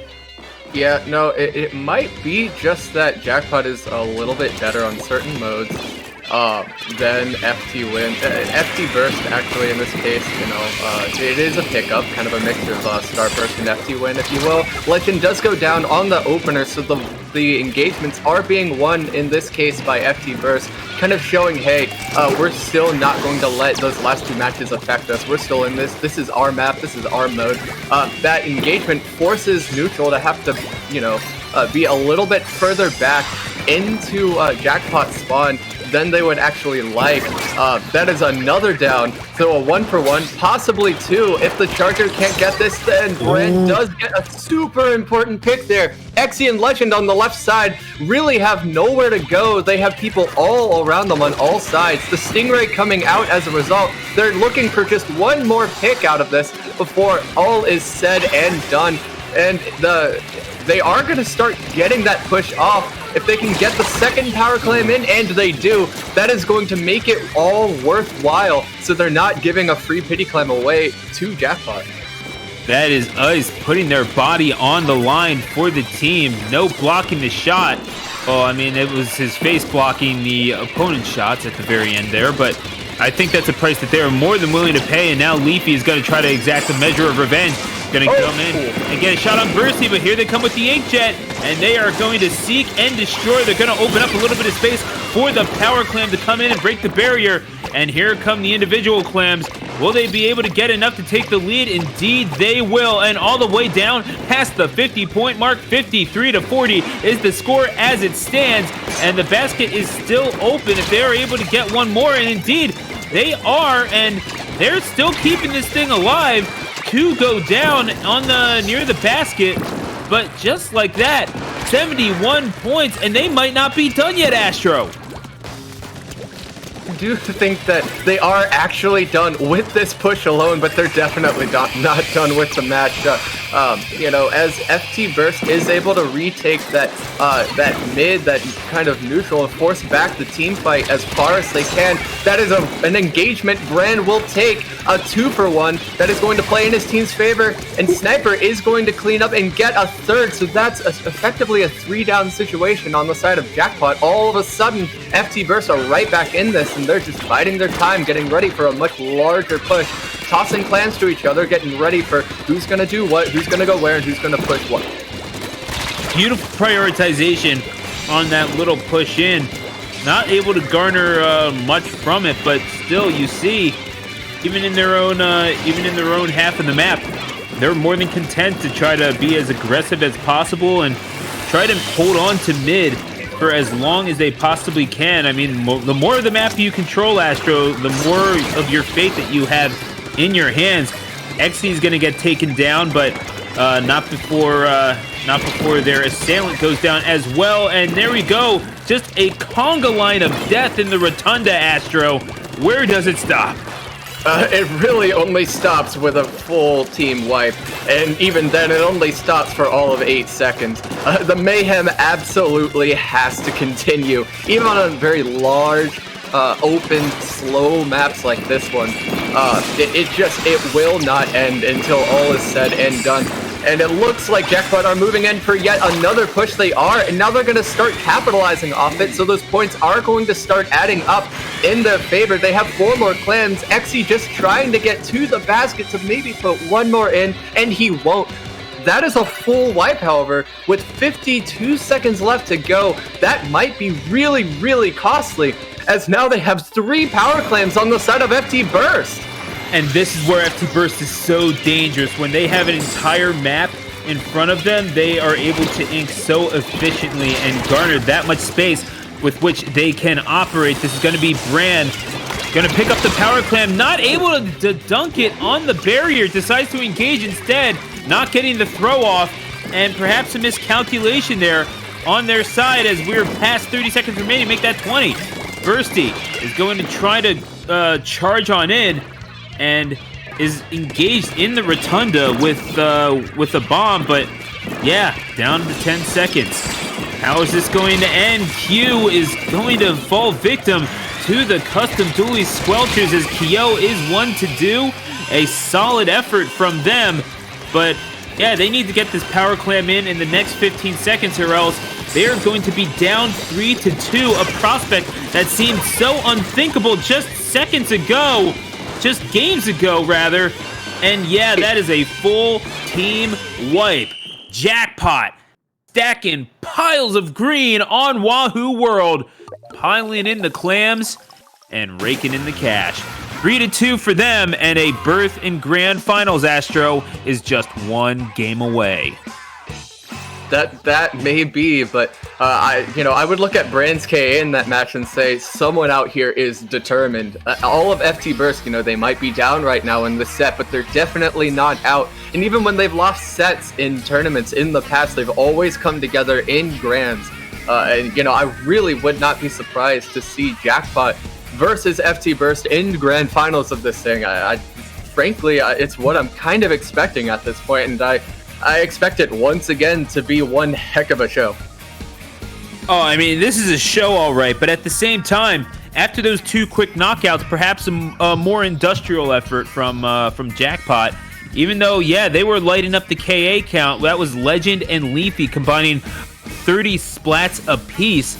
Legend with 16 on that Neo Splash, but that was, yeah, you're absolutely right about Brand. Was able to give themselves a little bit of distance, and was allowed the room with which to move around and get those kills. As we saw the double right near the goal, that was very close to being the push that FTBurst needed, but something was just missing there. And now, as we are going to Rainmaker, well, this is big knockout potential yet again, but that's going to happen on both sides, and really, as it always does, Astro, it's going to come down to who controls the pit. Certain times, I mean, it really depends on your role, though. Who controls the pit, sure, but if you're the backline, you want to control the snipe, so your team can control the pit. These weapons and these roles kind of build off of enabling each other. If you do your job, they can do their job, and you all work together. At the very base of this game, at the very base of this game, it really is just all about team play and how these weapons mesh together to do one objective at the very end. The opener is going to have a pop go to Jackpot, so they're playing just a little bit more aggressive than FTBurst here. That does make sense. They are going to move in, try to get some first blood here. Legend is going to go down. As a result, he's going to overextend just a little bit. That's suddenly a full wipe as a result for FTBurst. Just one little mistake can make all the difference. now they're not picking up the Rainmaker quite yet. You know, I stand corrected. I thought to myself they might be biding their time and they might be trying to do something with it, but no, and they are going to move into that pick there and get stopped at 31, but a really nice opener from FTBurst to try to get back in this. The baller is going to be used to get to the Rainmaker and try to cheese a few more points on the board, and indeed they will get it done. Legend is trying to paint out mid now as a result, but all the way to 23 and not even a minute into the match while doing so. Yeah, and I mean, shout outs to our homie Kraken Mare putting 77 points on the board for FTBurst, but that's it's gonna be here Jackpot trying to push forward, and again being stopped so thoroughly. That's gonna be Ice getting that drop shot on Leafy. Yeah, who said backliners couldn't play with a little bit of flair, huh? Well, if you're a heavy Splatoon, you really basically almost have to. You know, your one saving grace is just how mobile you are over other similar weapons of the same role. Legend, however, coming in with a really important pick. That's a full wipe on the side of FTBurst. And just like that, Jackpot are right back in this. Legend painting out the whole right side, getting ready for a push. The Rainmaker is caught right back up, all the way to 70 now, and beyond just a little bit. They're just biding their time. If they can get one or two picks off of these inkjets here, they might be able to make something happen, but unfortunately to no avail. FTBurst is going to put a stop on that push, get yet two more picks, so that's a 3-down situation on Jackpot, and wow, that, you know, what looked like it could have been it just wasn't. It wasn't to be. Oh, they thought that they were avoiding the sniper. It turns out that Leafy was right up there with the Nautilus, and some cheeky movement is going to allow them to make a stop on that potential push. It is still 77 to 44 in favor of the defending North American champions. In this game 6, this is one that they have to win if they want to come in on winner's side. Grand finals, trying to force the game 7, but yeah, they seem to be well on the way. 2 minutes remaining, but again, it ain't over until the fat lady sings. And now they're going to try to swim into the pit. They're swimming right into a Stingray though, and the Kraken. They're going to get points on the board, but ultimately not enough. There was a lot of fire coming in from FTBurst. I couldn't really have foreseen a situation where FTBurst was able to avoid all of it, but a valiant effort nonetheless. Yeah, Legend is going to go down after getting that pick. The baller going to come out to try to just deny them a little bit of area. He might go down to the missile. No, he is able to scramble out of the way. So Brand is going to stay alive here to be able to take this engagement on the right against Leafy. He's going to make a little bit of a better judgment and fall back here and move with his teammate on the top right, where he can have a little bit better vantage point on these engagements here. Q trying to do everything they can in mid here. They are the Stingray on their team. They are the support special, and they will go down. Actually, I take that back. That is a bamboo. They are the missiles in this case. Still an area denial special, if you will. Q getting a really important pick to kind of open up mid, but they have to be able to capitalize off this. Q basically frontlining the thing on the left side here. Yeah, and now as they're trying to capitalize on whatever momentum they have, they have this line pushed forward so much, but again, it's in the pit where all the fire is going to be concentrated. They're going to utilize that bomb run to get the lead by 2 points. 20 seconds remaining. However, that is going to be a full wipe. It looks like Leafy's the only one remaining. They're going to try to keep the line forward, but they're eventually going to fall victim to that jet squelcher, it looked like. And now, if FTBurst wants to remain in this one, oh man, they got to make this happen right here and now, as they are not going to be able to. Taken down from behind. That's why you got to watch your 6. But it's all 7s. Yet again, 79 to 77. And Jackpot pulling off the upset and getting the berth in grand finals. Legend with the 13 KAs. double digits for the other team. But again, it's not how many you get, it's when you get them. Jackpot moves on.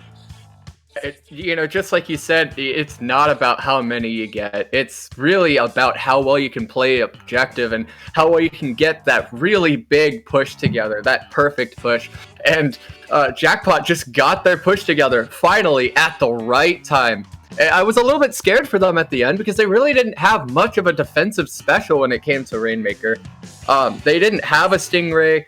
They really didn't have the ability to just put a complete hold on the push for a full 10 seconds, if you will, and possibly a pick on the Rainmaker as a result, like people do get with Stingray. But I guess that flank came out and showed us why they weren't worried about it at all, coming with a 4-2 victory over FTBurst. I mean, it is something special to see a brand new team come out here and play at that level.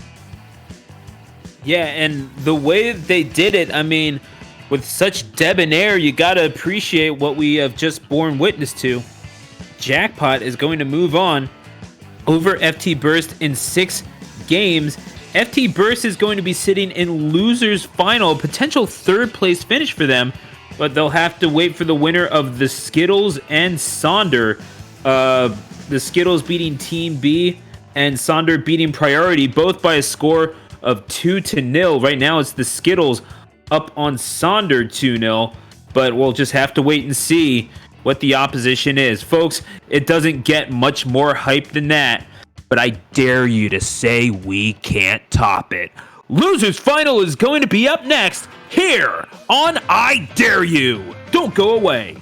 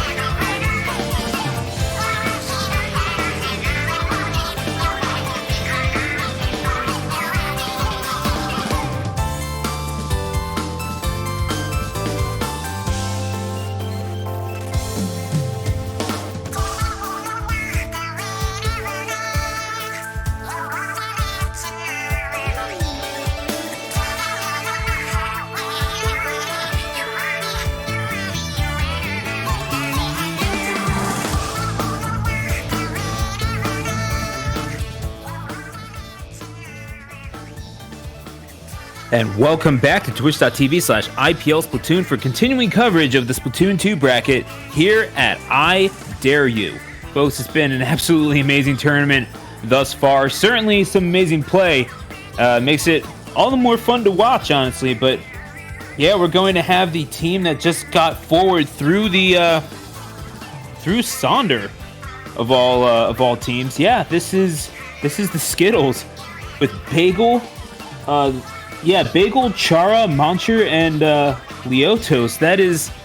That's quite the lineup to be going up against FTBurst. But honestly, if anyone can take them out of the tournament, it's probably this team. Oh, and they've got Nico on the team as well. They got Juan on it as well. Mecha. Okay, yeah. I was about to say, when you just listed the original four there, that's just about as unconventional a comp as you can get. So Mecha here is going to be getting quite a few of the picks for that team, along with Bagel on that Nautilus. Leo is essentially one of the go-to Squiffer mains, comp Squiffer mains of the scene. They haven't really grinded high-tier comp for a very long time, though, per se. So it's interesting to see them. If they're playing in this pickup, they're really just playing for fun. Chara, one of kind of the think tanks of the scene as well. And this comp is basically exactly what I expected it to be. You see Mecha on that K-Shot, Chara on the Rapid, Bagel on the Nod, and Leo on that Squiffer. That's exactly what we were expecting. Yeah, I mean, hey, just when you thought a team like FTBurst might have all the answers, leave it to a team like the Skittles to change the questions. Keo is going to try to slosh from above, as they are one to do. Perhaps the best slosher in all of North America. You might be talking about worldwide, honestly, with their level of skill, as Bagel is going to take the sky on that inkjet, and will eventually be taken out. I can only imagine that was a sniper shot, but yeah, that's speaking of sniper, they're as dangerous as ever, going to try to catch that fellow Charger poking their head out, and they are going to catch it. That's going to be Metro going down, and well, all of a sudden, yeah, they're no time for formalities. They're getting right to it. It's an all-out melee in the middle of the map. Yeah, no, they are pushing right back through the middle of that map. That paint will come to them if they just push through and set up properly for the next push. They're already on tower. They can really only go as fast in this case as the tower will go. So they can't exactly just capitalize off that wipe and push right up to the other team's spawn in this case and take a 3v4 engagement. That wouldn't work out too well, but Keo coming in with a really nice calculated double there on the left side that's going to open up the whole left side of the map. Leo on the Squiffer is basically going to have to be his team's saving grace. He does get a beautiful pick right there that might stall the push just long enough. That is another jump out, and next thing you know, this push is already dead. Another pick for Leo. Yeah, I mean, this is Leo, again, one of those players that perhaps you don't hear talked about nearly enough, or you just kind of hear about and don't really acknowledge it maybe as much as those players that you might think of that have those stream presences, like a Keo, or even really a Chara, if we're being completely honest with ourselves. But yeah, Bagel, as they take to the skies yet again, certainly as celebrated a Nautilus as they come, they're going to be taken out of commission just for now, 3-2 on the map in favor of FTBurst. But Brand, as they're waiting and just letting people know exactly where they want to go. And yeah, they've gotten ahead of their own coverage. You gotta love the forward thinking from Brand, and you gotta love the inkjet play, getting them into the corner and going to help take them, take some of their opposition down. Gets Leotos on the shot, and they are able to take the lead after reaching that second checkpoint, only to be stopped by Bagel's very own inkjet. So the Nautilus is, they're as influential as ever, but now you're going to have to see them push the advantage even more if they're able to get it, because they're playing from behind with less than 2 minutes to go. In this case, they're really trying to rely on those missiles for spacing, and both teams are relying really, really heavily on those inkjet pits. Chara is going to go down to a stray bomb. That's going to be a massive pick, so that forces a 2v3 situation on this left side. They're going to have to fall back just a little bit. Bagel is going to get a nice pick out of that. despite the 2v1 situation. That was a beautiful pincer. Unfortunately, it just didn't work out perfectly, but they still get the pick nonetheless to be able to set up mid with the rest of the team. Bran getting yet another nice pick right there. With that inkjet, that is going to be a 3v3 situation on the map. Make that 3 down on the side of FTBurst, and before... You know, it's really hard to keep up with this because the Skittles just keep changing the pace of this match just constantly. Another great pick before going down to that sniper who will make that double to make a stop.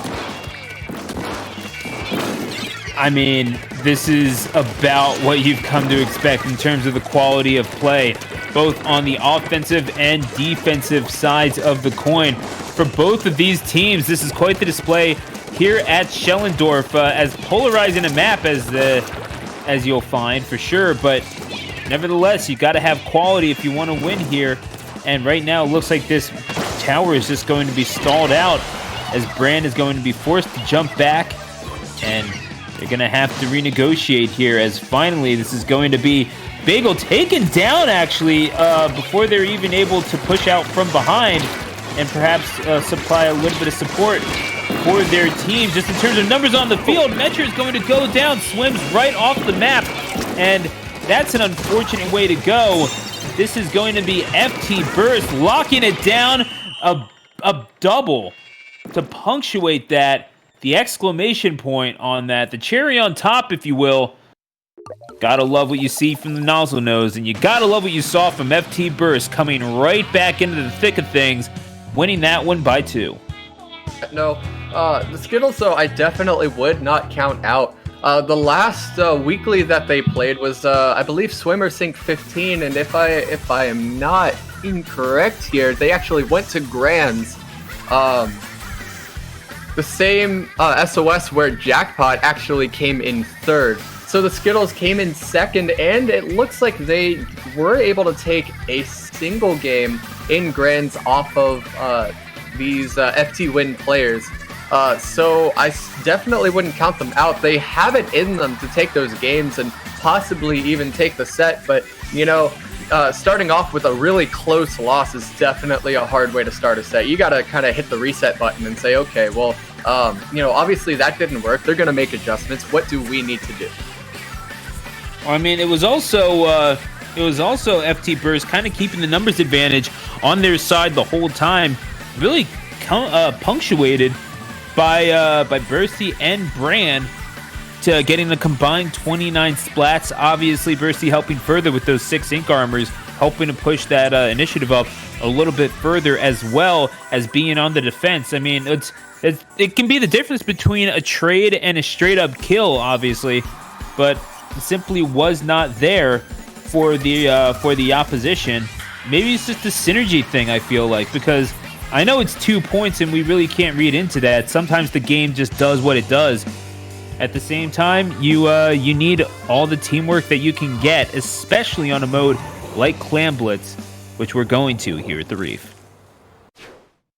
Yeah, absolutely. This is going to be a much, much faster mode. We'll see if it plays to the favor of Skittles just a little bit better.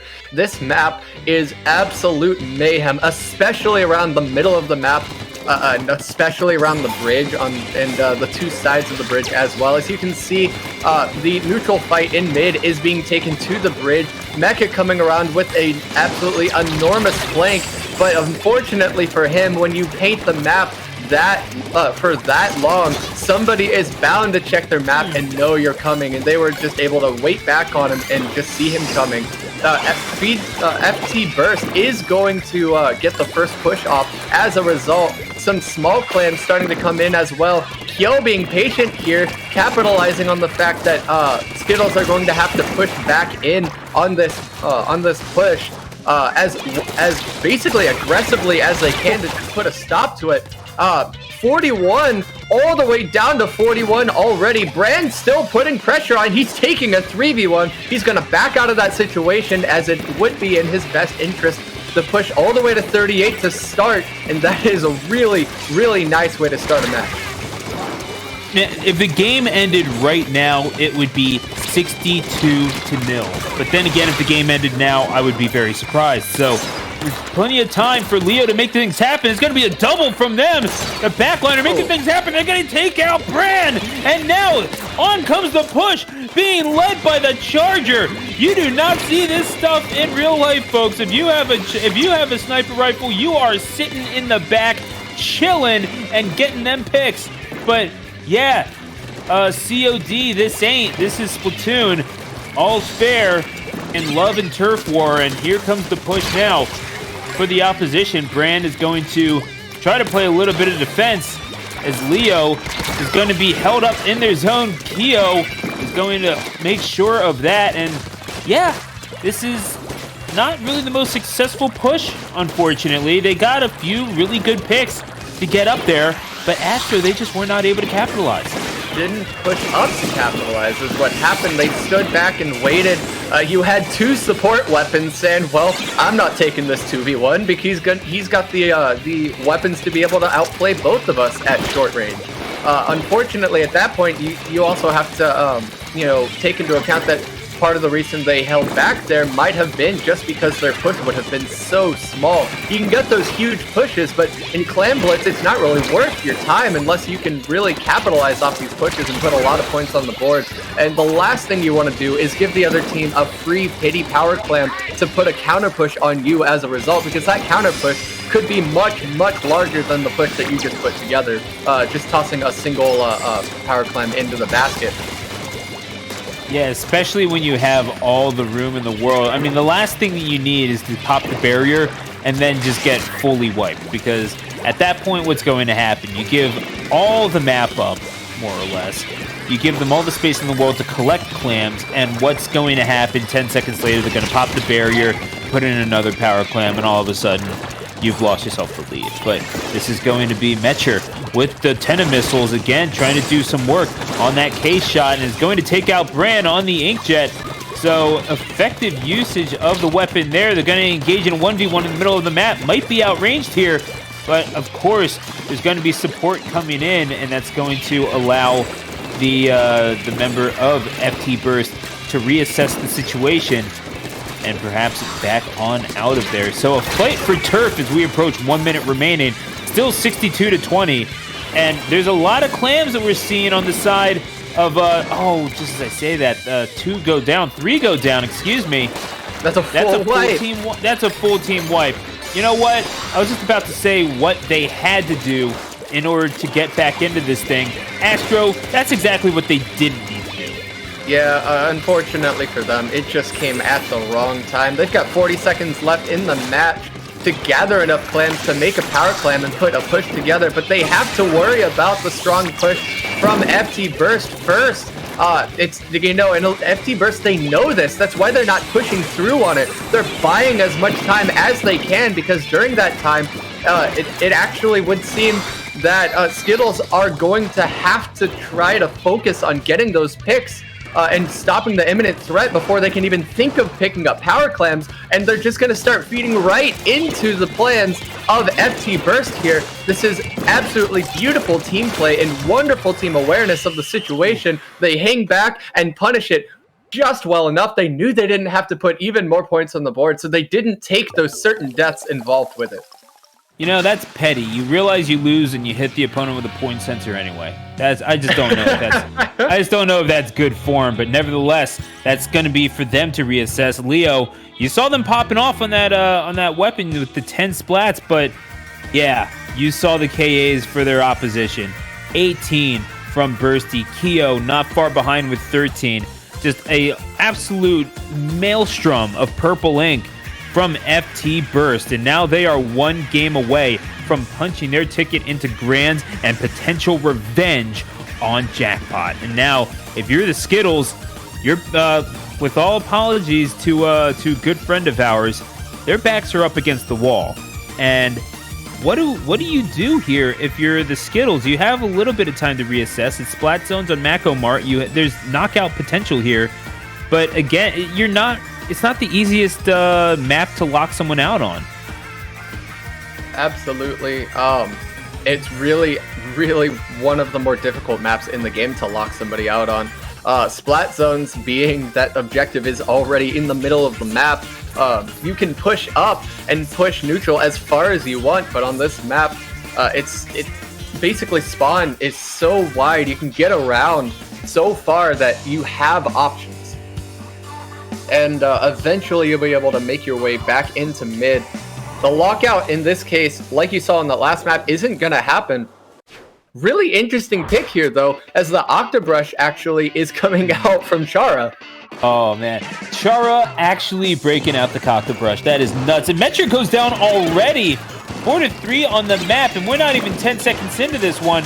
Chara is going to have to swing around that, swing around the Octobrush with for everything that they're worth, but it's not going to be enough in the face of Keo on that very familiar Tri-Slotcher. And this is like when you're up on the game and you just need to get the win, you put in the closer. This is Keo.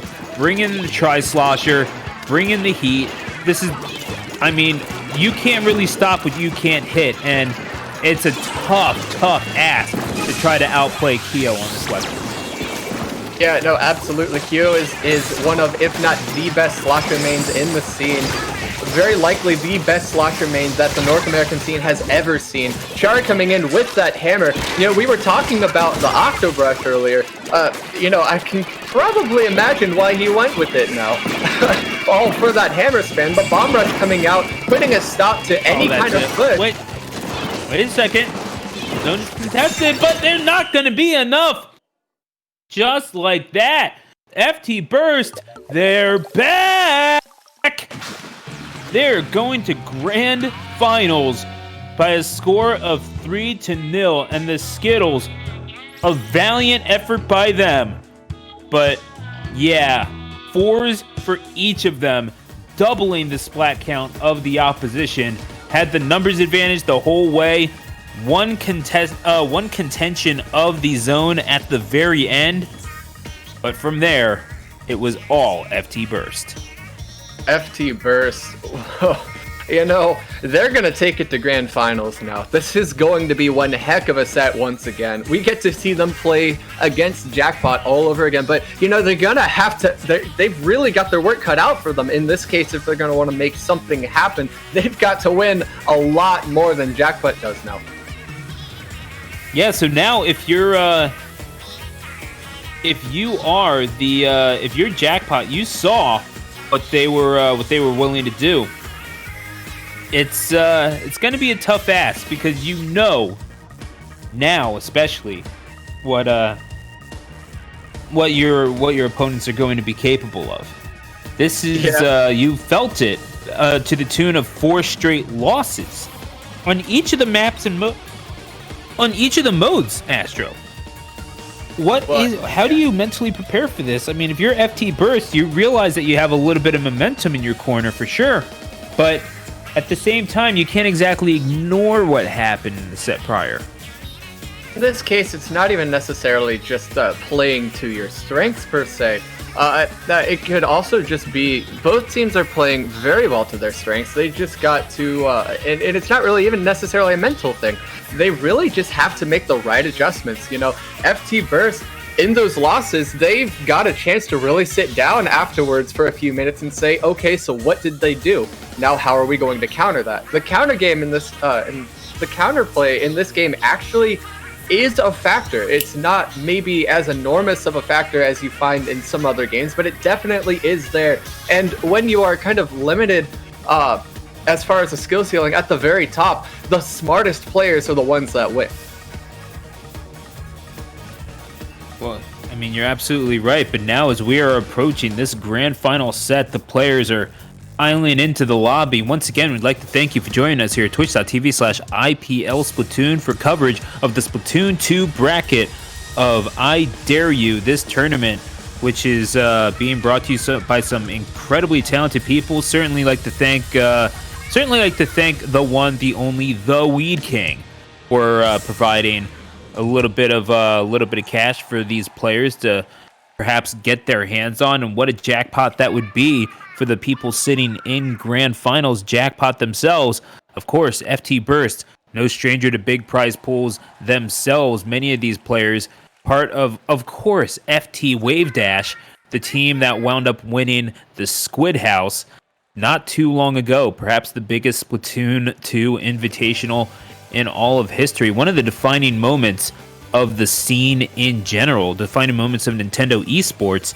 They were at the very epicenter of it and did not drop a single game. Now all of a sudden, they're facing a challenge from Jackpot, and, well, it's the gauntlet being thrown down. What else can FTBurst do except pick it up right here and now?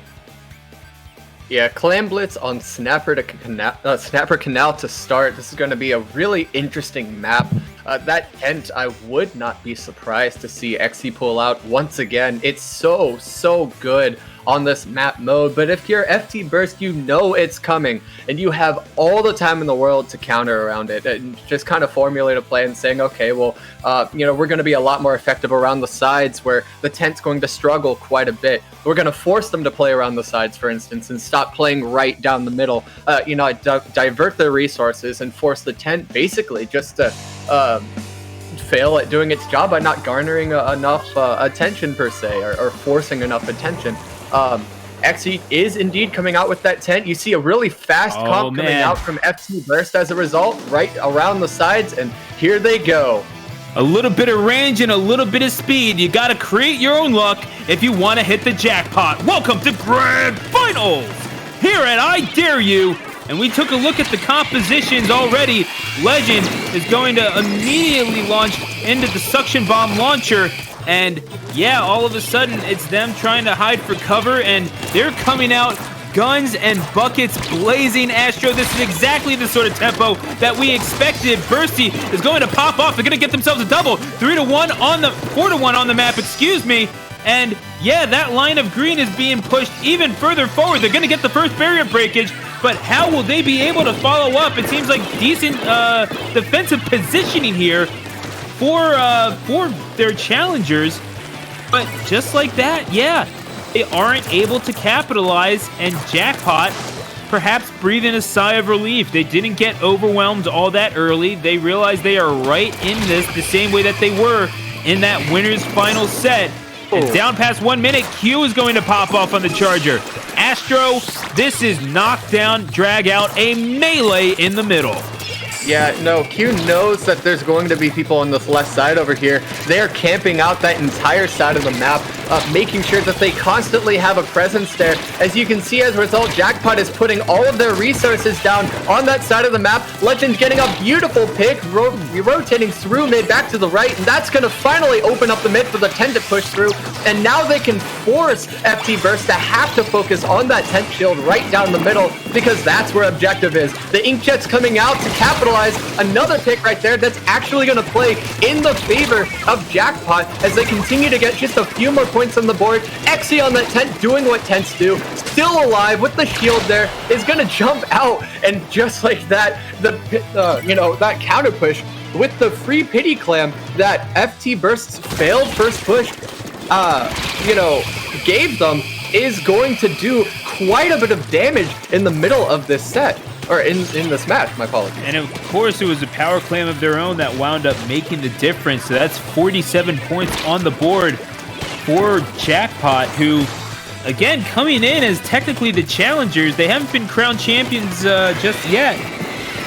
They're going up against FTBurst with many members of, Starburst and FT Win all together. Now, here come the champions. Sniper's going to get taken out, however. Good shooting there, Tex, from Q. They're going to get the drop shot on a Bursty as well. 51 points accumulated, however. They are going to relinquish the lead, but Q is setting up behind the barrier, and they're going to try to hide from the line of fire, provide a little bit of an opening for that power clam to find an area of ingress. Brand is just going to barely avoid the point sensor. Good spatial awareness as they are going to get the barrier breakage. Only 2 more clams before they are able to take the lead, but they are down 1 squid, and no one is going to be able to follow up. They will have a penalty assessed, and I don't think that a power clam, a barrier breakage is going to give them the lead, but it will be a tenuous one. Xe gets taken down by the Inkjet. As you can see, you know, FTBurst are just not working down the mid. They know that they would have to play right into a tent. They're working the sides of the map beautifully. As you see, like, even when they respawn, they're just immediately going down the two sides of the map. They're kind of splitting up in twos around the sides of the map and kind of working together around the mid with their specials to kind of close that alleyway when they need to. So they're not hanging too far to the sides if they can't do that. As a result, they're able to get some really good moments. Unfortunately for them, however, they are going to go down, and this push is going to give Jackpot the lead. Jackpot coming in, Q, with those shots on the charger, and they're just piling them in. Eventually, that Nautilus is going to go down, but yeah, that's going to be the gears that make it all happen. Xe is going to try to win that 1v1, but they were locked in the corner with nowhere to go, and that is when Sniper, of course, was able to exact what they wanted to do, and Q is going to try to charge right in. And yeah, the battle of the backline is going to be of grand importance throughout the entirety of this set. Right now, it is 86 to 60 in favor of the team in purple. That is Jackpot. They do have a few power clams. They might be able to retake the lead here in overtime, but they need to get in. They have ample opportunity to do so. They have the barrier breakage, and they're piling in the clam. They're just two away, and they're not going to be able before they get... Oh, wait! They're only one clam away! This push is coming in furiously, but they get locked out at the very last second. And Jackpot hold firm in the face of adversity. They held off the 6-time North American champions to get game number 1. And if this set carries on as it started out, Astro, we're in for an instant classic. Oh my goodness, Q getting some huge picks. FTBurst getting enormous picks there before that final push.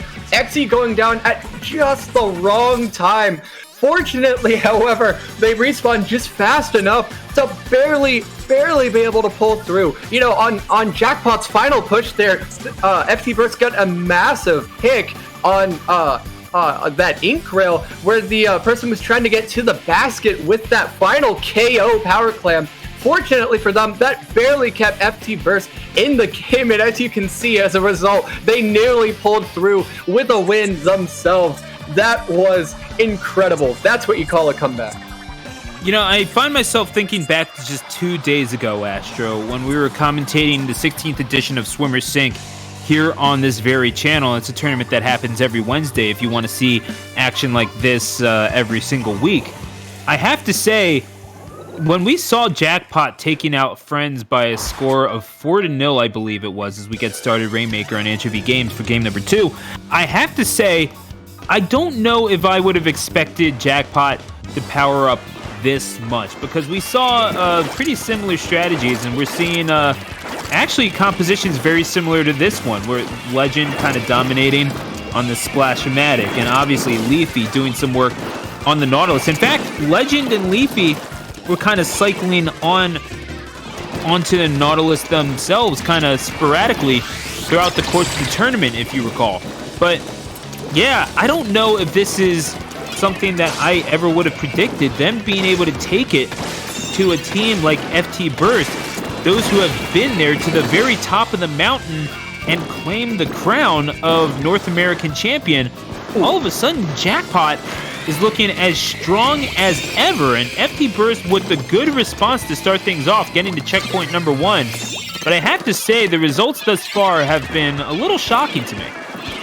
Well, you say that, but FTBurst just made a wonderful counterplay. You know, we saw them struggle against Jackpot the first time around on this map mode, but not this time. It's like a complete switch flip. As you can see, it looks like FTBurst are they've made the right adjustments, and this time around on this map, they were ready, and they're doing everything right, all the way down to 30 and beyond now, down to the final checkpoint here. It looks like they are going to be stopped for the time being at this checkpoint. No, they're going to keep putting just a little bit more points on the board. Legend having to back up to stay alive. He is going to go down to an inkjet. The only saving grace is going to be that Stingray. Can they charge one up in time? No, Q is going to have to focus on tower. They do have a Stingray now. Are they able to make anything out of it? They aren't going to be able to use it because of positioning, though. They're going to have to focus. Oh, a beautiful pick. Shot. That is going to save the game. Oh man, the right side peek from Q to take out Kyo. That may well be the thing that saves the game for Jackpot if somehow they are able to make this comeback happen. That hold on the third checkpoint is going to be crucial, but we talk so much about how imperative it is to get the second checkpoint on most of these maps. Certainly Anchovy Games is no exception to this, just because it's right in the middle of that higher point where you're able to mount the offense from the elevated ground. But at the same time, oh man, 3-1 in favor of Jackpot right now on the map. I would say that it's a real possibility that they're able to clear this second checkpoint, but yeah, this is going to be a much more difficult hold to do than it is to talk about. Q is going to try to make this happen, push all the way up with that charger, but again, those bombs coming through pretty fiercely. This is Leafy trying to take advantage yet again, but Astro, this is a tough proposition any way you slice it. Yeah, that was a beautiful hold right there. Ice holding back with that bomb rush, forcing Jackpot back just far enough to allow Kyo and his teammate, I forget who it was exactly in this case, to be able to swing around and force kind of a full group pincer on them.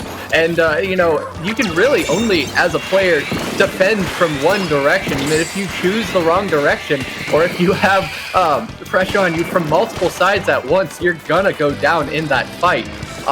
Kyo biding his time, working the right side of the map to their advantage. He knows that he can be patient over there and be able to pop specials at the right time. They have all the space in the world to work with. They are going to be pushing forward just a little bit. That's a 2-down situation on the side of Jackpot. Make that 3 down as one is respawning. Bren with a beautiful pick right there, and they're going to push right up into Jackpot's spawn. Yeah, they're just not even close to done yet, and if that was any indication, certainly you'd be happy to see that Q isn't exactly giving up either. They're gonna, I think, get the assist on that kill on the super jump, as the nozzle nose is going to go down. But yeah, what we've been seeing thus far, nothing short of impressive from Jackpot and F2 Win alike. Just so close between all of them, but yeah, that initial push from FTBurst proven to be mighty consequential thus far, Astro, as we get down to the last 10 seconds. You're going to see Ice rotate around the left side once again with that bomb rush, just like he did before. Ooh. Oh! That is going to be a super important pick. Bren on the right side as well, getting that pick. This is absolutely massive. The Stingray coming out, that's 3 down. The only person left on the side of Jackpot is that Stingray, so they're gonna walk right on tower. Yeah, they waited on that on the side right there, on that fan, if you will, with the bomb rush, and because they were forced to just sit in one spot at that checkpoint, and it's a really small area, that bomb rush basically denies them the entire area, and their only choice is either to just die or back up. That probably could have paired really well with 10 missiles there, but I guess it was just a really unimportant special to have. Bomb rush did the job there just fine. Use that Stingray or use your other specials for other things, and don't make your comp so situational. It was so beautiful on defense right there. Once they finally got their large push together, that bomb rush that put a stop to every single one of Jackpot's pushes. Yeah, but at the same time, it was a tense ending. It could have gone either way, and you know that the ending of a game is super exciting when you're seeing the in-game camera shaking from excitement. I'm just saying, as we saw there at the very end. But yeah, we're getting right back into it. There is absolutely no time to breathe. I mean, speed can be a curse, but they're trying to make it a blessing. Our FTBurst trying to hit Jackpot on Wahoo World, figuratively and literally, as we are going to take a look at the compositions. Yeah, I'm really not surprised to see snipers Not a lot once again changing, coming yeah. out. Yeah, I'm not surprised at all to see snipers coming out on this map. The extra range, especially in zones, is going to play to their advantage. Q here on the right side is a little bit exposed to a flank, so it's very likely that Jackpot is playing with kind of a counter to that very quickly. Leafy on the flank trying to make something happen to FTBurst. Kind of as a counter to that. Unfortunately, he will go down. So that is going to be a 4v3 situation with lead and a nice early push for the side of FTBurst. Yeah, and Kio's going to launch off the missiles. They're going to try to get themselves a little bit of room with which to work. And they are able to retake the zone. They're going to try to cut into that penalty. They've already accumulated 43 points worth of progress on the final board. Legend gets taken down as well. Good pincer movement there from Bran and Ice, who again is going to try to position themselves. And yeah, Ice is known to take these cheeky angles, but yeah, with the amount of efficacy with which they're able to do it, can't really blame them for getting cute sometimes. They're going to kind of force the inkjet to be a bit of a wasted special. They're going to jump right to their teammate there and just walk away from the inkjet, so it's not going to get any picks. The counter is coming down. Kyo behind them, waiting for that pincer, but the inkjet sees them. It's going to force him to have to fall back and be patient and not make that counter play. The bomb rush, however, is going to come through in zone. Legend getting a really important pick, but really all Jackpot can do in this case is just keep the game alive. Yeah, and that's, well, they're able to assess the penalty at the very least, but it is ticking down ever quickly as FTBurst are going to try to carry this momentum forward and get a knockout victory. We've seen how quickly Jackpot can get this. What a shot from Ice! Takes out Legend, and that's another one on Exy this time! Ice is absolutely holding the fort. They are going to be scared off eventually by that inkjet and carried out by force as Leafy is going to get two off of the inkjet as they take to the skies and grab themselves a double. All of a sudden, it's Jackpot with showing signs of life here at Wahoo World. And Legend coming through big on that push, getting the other picks. Ice getting beautiful defensive picks right there, denying lots of space. A wonderful pick right there from Q as well. So that's going to buy Jackpot a little bit of time. The bomb rush coming out though, so they're going to have to focus on zone and take their attention away from picks for just a little bit. Legend trying to, see if he can bite a little bit, and unfortunately, it's a little more than he can chew. He's outranged. He has to back up. He is going to go down in zone. So this is going to be where FTBurst can push right back in, but it is a 3v3 situation. That is a beautiful pick by Leafy there as well. The bomb rusher goes down the right. They got it! They actually did it! They're coming back! And Jackpot, just when you think you have the answers, Jackpot changes the questions! Jackpot is going to go up in this set, and you can never, ever count these quintessential challengers out! Oh man, I really am telling you, Jackpot is the next big thing in this scene. They are the next team that's going to be on top of this pile. And they're showing it. They're 2 weeks old. My God. This is... Not a pile. I take that back. The mountain. These players have worked for years and years and years, and many of them haven't really gotten the recognition that they deserve, but they're showing it now. They're coming together. They have something special here. I mean, no, it's absolutely remarkable what these players have been able to put together, especially in the face of adversity, responding to each other's challenges, elevating each other's gameplay as this set progresses. And now as we're going to this game 4, I mean, what else can we possibly see here, Astro? This is nuts! Yeah, I mean, FTBurst is making some really nice adjustments to what Jackpot is doing, but Jackpot just always seems to come through with that one huge push that just puts the nail in the coffin. FTBurst are going to have to be a little more than the patient selves that they've always been known to be.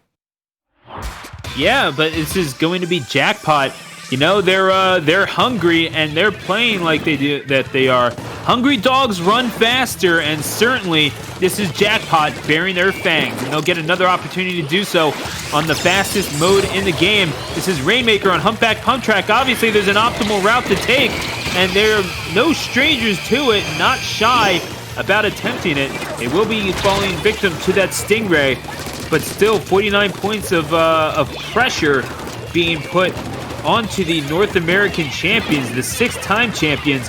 And yeah, to have a lead in grand finals, and they're going to time out their bomb rush perfectly. They're going to try to grab the Rainmaker shortly, I would imagine, as Exy is going to add on to the lead. Leafy is going to get a double as it almost got knocked out right then and there. 3-1, make that 2-1 on the map. The barrier will not be broken. Brand is able to jump right back in, and it will be FTBurst getting the pop, but Q responds right back, taking out Brand. And my, oh my, they are thinking 3 steps ahead. They are playing some 4D chess here at I Dare You Grand Finals. Yeah, no, FTBurst really seems to be built a little bit more around their defense. A lot of their counterplays really are around their defense. Once they get that large push, or relatively large push off, they really work around it. As you can see, that Stingray coming out is making it really hard for them to completely push all the way through that left side, or that right side, if you will, if you are Jackpot. But to no avail, those bomb rushes coming out, huge. That Stingray is going to be half wasted as a result, but FTBurst are going to start putting together a push themselves. Oh! Ooh. Yeah, they try to get a little bit more progress and pave a path for themselves. They were not able to do so, and indeed, Brand is going to put a stop to that push. They're going to lose the Rainmaker trying to carry it out, but yeah, this is Legend trying to put a stop to FTBurst's aspirations. Yeah, you were the best team in North America. That's because you haven't seen us yet. Jackpot, you know, they're doing something different. They are playing so fast. You know, we've seen fast teams in the past, but just the playmakers that they have on this team is just not something that we've seen new to the top echelon of the game in quite a while. As we see another beautiful pick by Kyo, and was that a squid bag? You gotta love it, man. I mean, this is the kind of attitudinal gameplay that you need, especially when you're talking about North American Splatoon. Q is going to take him out. I think that might have been a squid bag too. I'm not sure. But either way, I'd like to think it was, because this is the kind of Smash Mouth gameplay that you love to see from both of these teams. And as Q and company are going to try to maintain this lead, Legend is just sharking on that Splash-O-Matic. They're just piling up the bodies and make that a double for Legend. Wouldn't have it any other way. Kyo goes down. Legend is going to try to take another one out. Eventually falls victim to ice on that C-Jet. But, man, this is just absolutely hectic. A minute and a half to go. Astro, I mean, FTBurst kind of on their back heels here. They really, you know, it looks like they're starting to make some mistakes now. Might be getting a little bit frustrated here. They really just didn't set up for that push and really make it safe to grab objective. And the moment that they picked it up, Legend just swung right in and said, well, thank you. I'm going to capitalize off of this mistake. And that's exactly what they did. The bomb rush is coming out to start denying area to FTBurst here. They're going to just hang back and wait it out as a result, but they are 1 down. But that's 2 down on the side of Jackpot, so they could make something happen here as Legend does respawn. He's going to have to get back in it. 45 seconds left to go on the timer, 33 on the Rainmaker's timer before it explodes. So they have some time to work with to make this push happen, but they are running out of time. Yeah, but they're kind of being kept in the corner. Q setting up shop on that snipe, just daring their opposition to take on one of the best backliners that North America has to offer. Not a whole lot of time with which to act. They are eventually going to have to charge into the line of fire, and they are able to get points on the board, but simply not enough to act. They're going to use a couple suction bombs to try to grab the Rainmaker, and Bursty does indeed get their hands on it, but the Suction Bomb launcher is going to come out in full force. 3-1, are they able to burst it? They weren't able to grab it in time! Jackpot, by the skin of their teeth, are able to hold on, but man, oh man, was it close! You can see with the momentum that they still had moving after the match was over. They picked up the Rainmaker after the match ended. They were still moving. They were that close. I really wouldn't be surprised if it was just one frame that made all the difference there, because they had a wide open hole to just waltz the Rainmaker through in overtime there. If they'd just been able to pick it up, that is as close as it gets. The beautiful, beautiful base denial with the bomb rushes that Jackpot put on to make a strong defense there was just enough. One more win, and Jackpot are going to upset one of the strongest teams that the North American scene has ever seen. Yeah, and I mean, Legend popping off with 12 splats, leading the field. Leafy not far behind with 11. That's about what you want from your front line. But it all seems to be predicated on the play of the support that they have around them. Q is able to threaten from that back line, and you have to take them seriously because they were in double-digit splats too in that game with 10.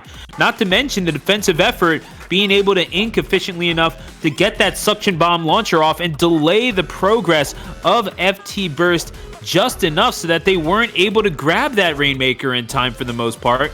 I mean, really making all the difference, as well as XC providing ink armors and getting a few splats themselves. They wound up with 5 in that game. I mean, if you're FTBurst, you're perhaps thinking, like, for the first time in a long time, Astro, you got to think outside the box. And now as you're going to Clam Blitz on New Albacore Hotel, you might be leaning on ice harder than ever. Yeah, you know, the win condition that Jackpot seems to have built into their play, at least in that last match, it's not going to work quite as well on this map mode, as you see some serious changes coming out. So this is going to be pretty reminiscent of the first time that we saw these two teams play on this map. As you see the Heavy Spotland coming out once again, the Dually Jet Squelchers coming out as well. Leafy on that Nautilus, XC on that Tent, trying to just buy a little bit of space.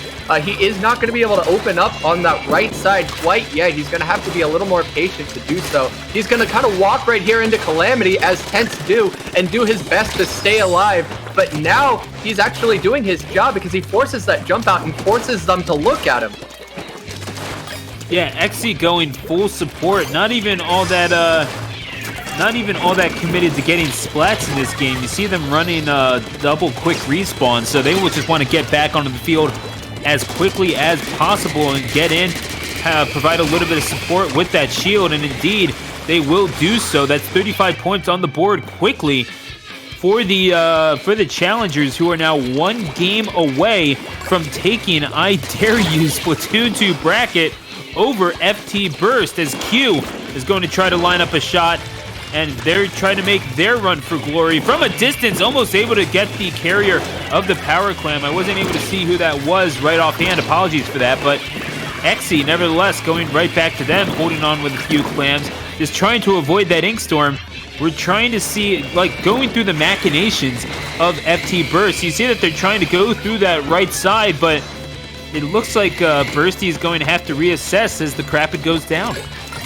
And, you know, not getting that pick with the Stingray right there was an absolutely huge issue for them in that team fight, because their teammates, without that Stingray doing anything for them, are effectively in a 3v4, and it's going to lose them that fight, so they're going to have to fall back to mid. They are going to start winning that fight in mid once again, and they are going to put themselves together enough to break the barrier, but they're not really able to capitalize on it so far.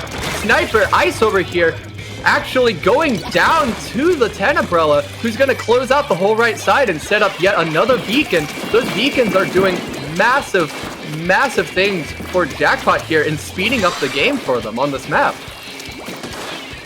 Yeah, but again, XC and company halfway through this match, looking at a 35-20 lead, really, and that's you see FT Win often kind of waiting for their golden opportunity.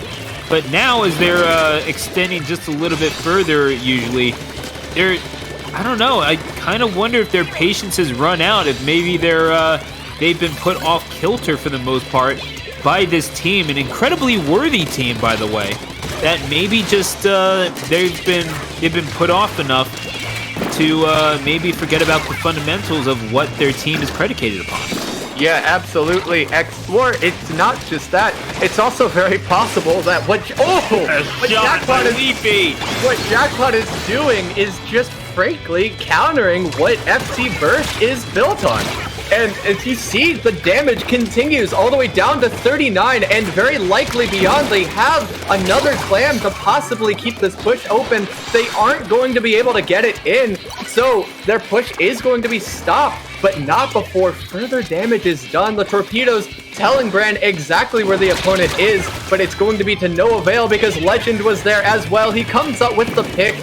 And the punishment for the overextension, and possibly the pick on two of them as well. He's gonna have to back up now. He missed his chance. He's going to go down. As a result, 3 down on the side of Jackpot. This is gonna be FTBurst's big chance, and they're gonna scream right through. Indeed they do. They get rid of the penalty immediately, and they get the lead, in fact. That is 77 points on the board for the champions as they try to stay alive here. Exy being forced to play defense. That is generally what you see them do on this map, Astro. They look for their big chance, and then they strike. Less than 1 minute remaining. 77 to 61 is the score. And yeah, they have not quit on this game by any stretch of the imagination, Astro.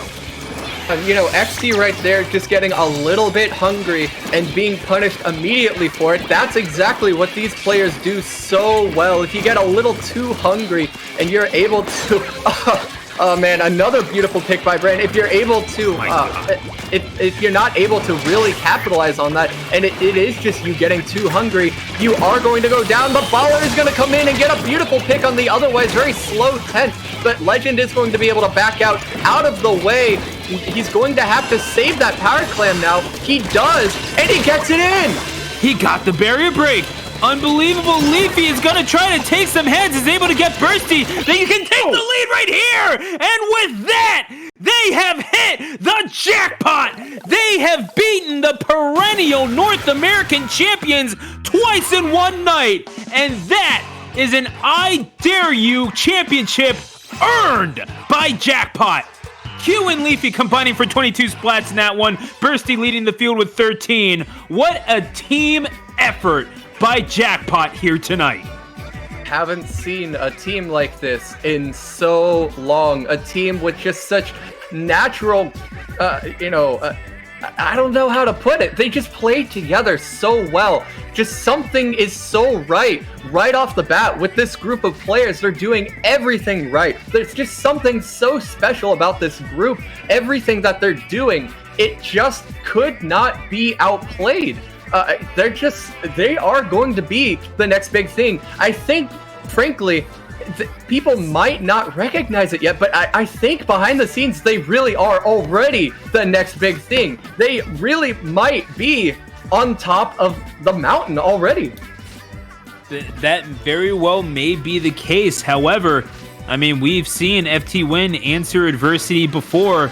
This is the gauntlet that they will be forced to pick up. Of course, after they pick themselves up, but man, FTBurst, they seemed all too close in that one. Jackpot was able to hang on, and in the depths of overtime, they were able to sink down, going where Eagles dare, and getting themselves the victory. Jackpot winds up taking this one, and we cannot thank you enough for joining us. Perhaps a new day has dawned in the North American scene, but we'll just have to see who's on top in the months to come. Folks, if you want to see how this plays out for yourselves, we invite you to keep following along here on twitch.tv/IPL Splatoon. Hit that heart to follow, subscribe if you're so inclined. If you think it's time, drop the prime. Anything that you can do to help out the grassroots Splatoon scene is very much appreciated. We here at IPL would also like to thank, of course, WeedKing and all the organizers of I Dare You for letting us be a part of this. And yeah, the grassroots Nintendo scene, we all got to stick together. Or else, yeah. You never want to think about what might happen if corporate interests have their way, but we are fighting against a lot. It's more than 4 squids with guns fighting against bigger opposition here. So I really want to encourage you all, support grassroots Splatoon wherever you may find it, whether it's here on IPL or on Endgame or on GSM, wherever you might find it. Certainly our friends over at SAC, which are running tomorrow, off the dial, wherever it may be, it certainly deserves your support, and we'd like to thank you for tagging along here. So, Astro, if you have anything to say to wrap up this tournament, please go ahead and tell them where the good people can find you on social media. Sure, for sure. You can find me on Twitter at Astrocities. I must say it's been an absolute pleasure, because I think today we really just witnessed a turning point. All of those teams disbanding, all the really old, long-running teams in the scene disbanding and the new ones forming has already led to this. I really do think that this scene is going to see a huge shakeup, and it's going to be an absolute pleasure to be a part of and to witness. And, this is going to be a lot of fun. I mean, the Chinese character for chaos does also include the character for opportunity. Certainly, it's being seized upon by these 4 intrepid squids known as Jackpot. FT win, they're a darn good team. We'll just have to see how they respond, and certainly tips of the cap to all the teams that wound up doing well here in this tournament. Certainly teams like the Skittles and Sonder and Priority all making their mark on this. Team B, of course. Yeah, you can't really count any of these teams out. But this is a scene in flux, and you gotta believe that this is only the beginning for the Splatoon 2 community. Once again, congratulations to Jackpot for winning this tournament, and shout outs to Timothy again for the gifted subs. My goodness, everyone popping off. Yeah, that's one way to support the community, I'll say that.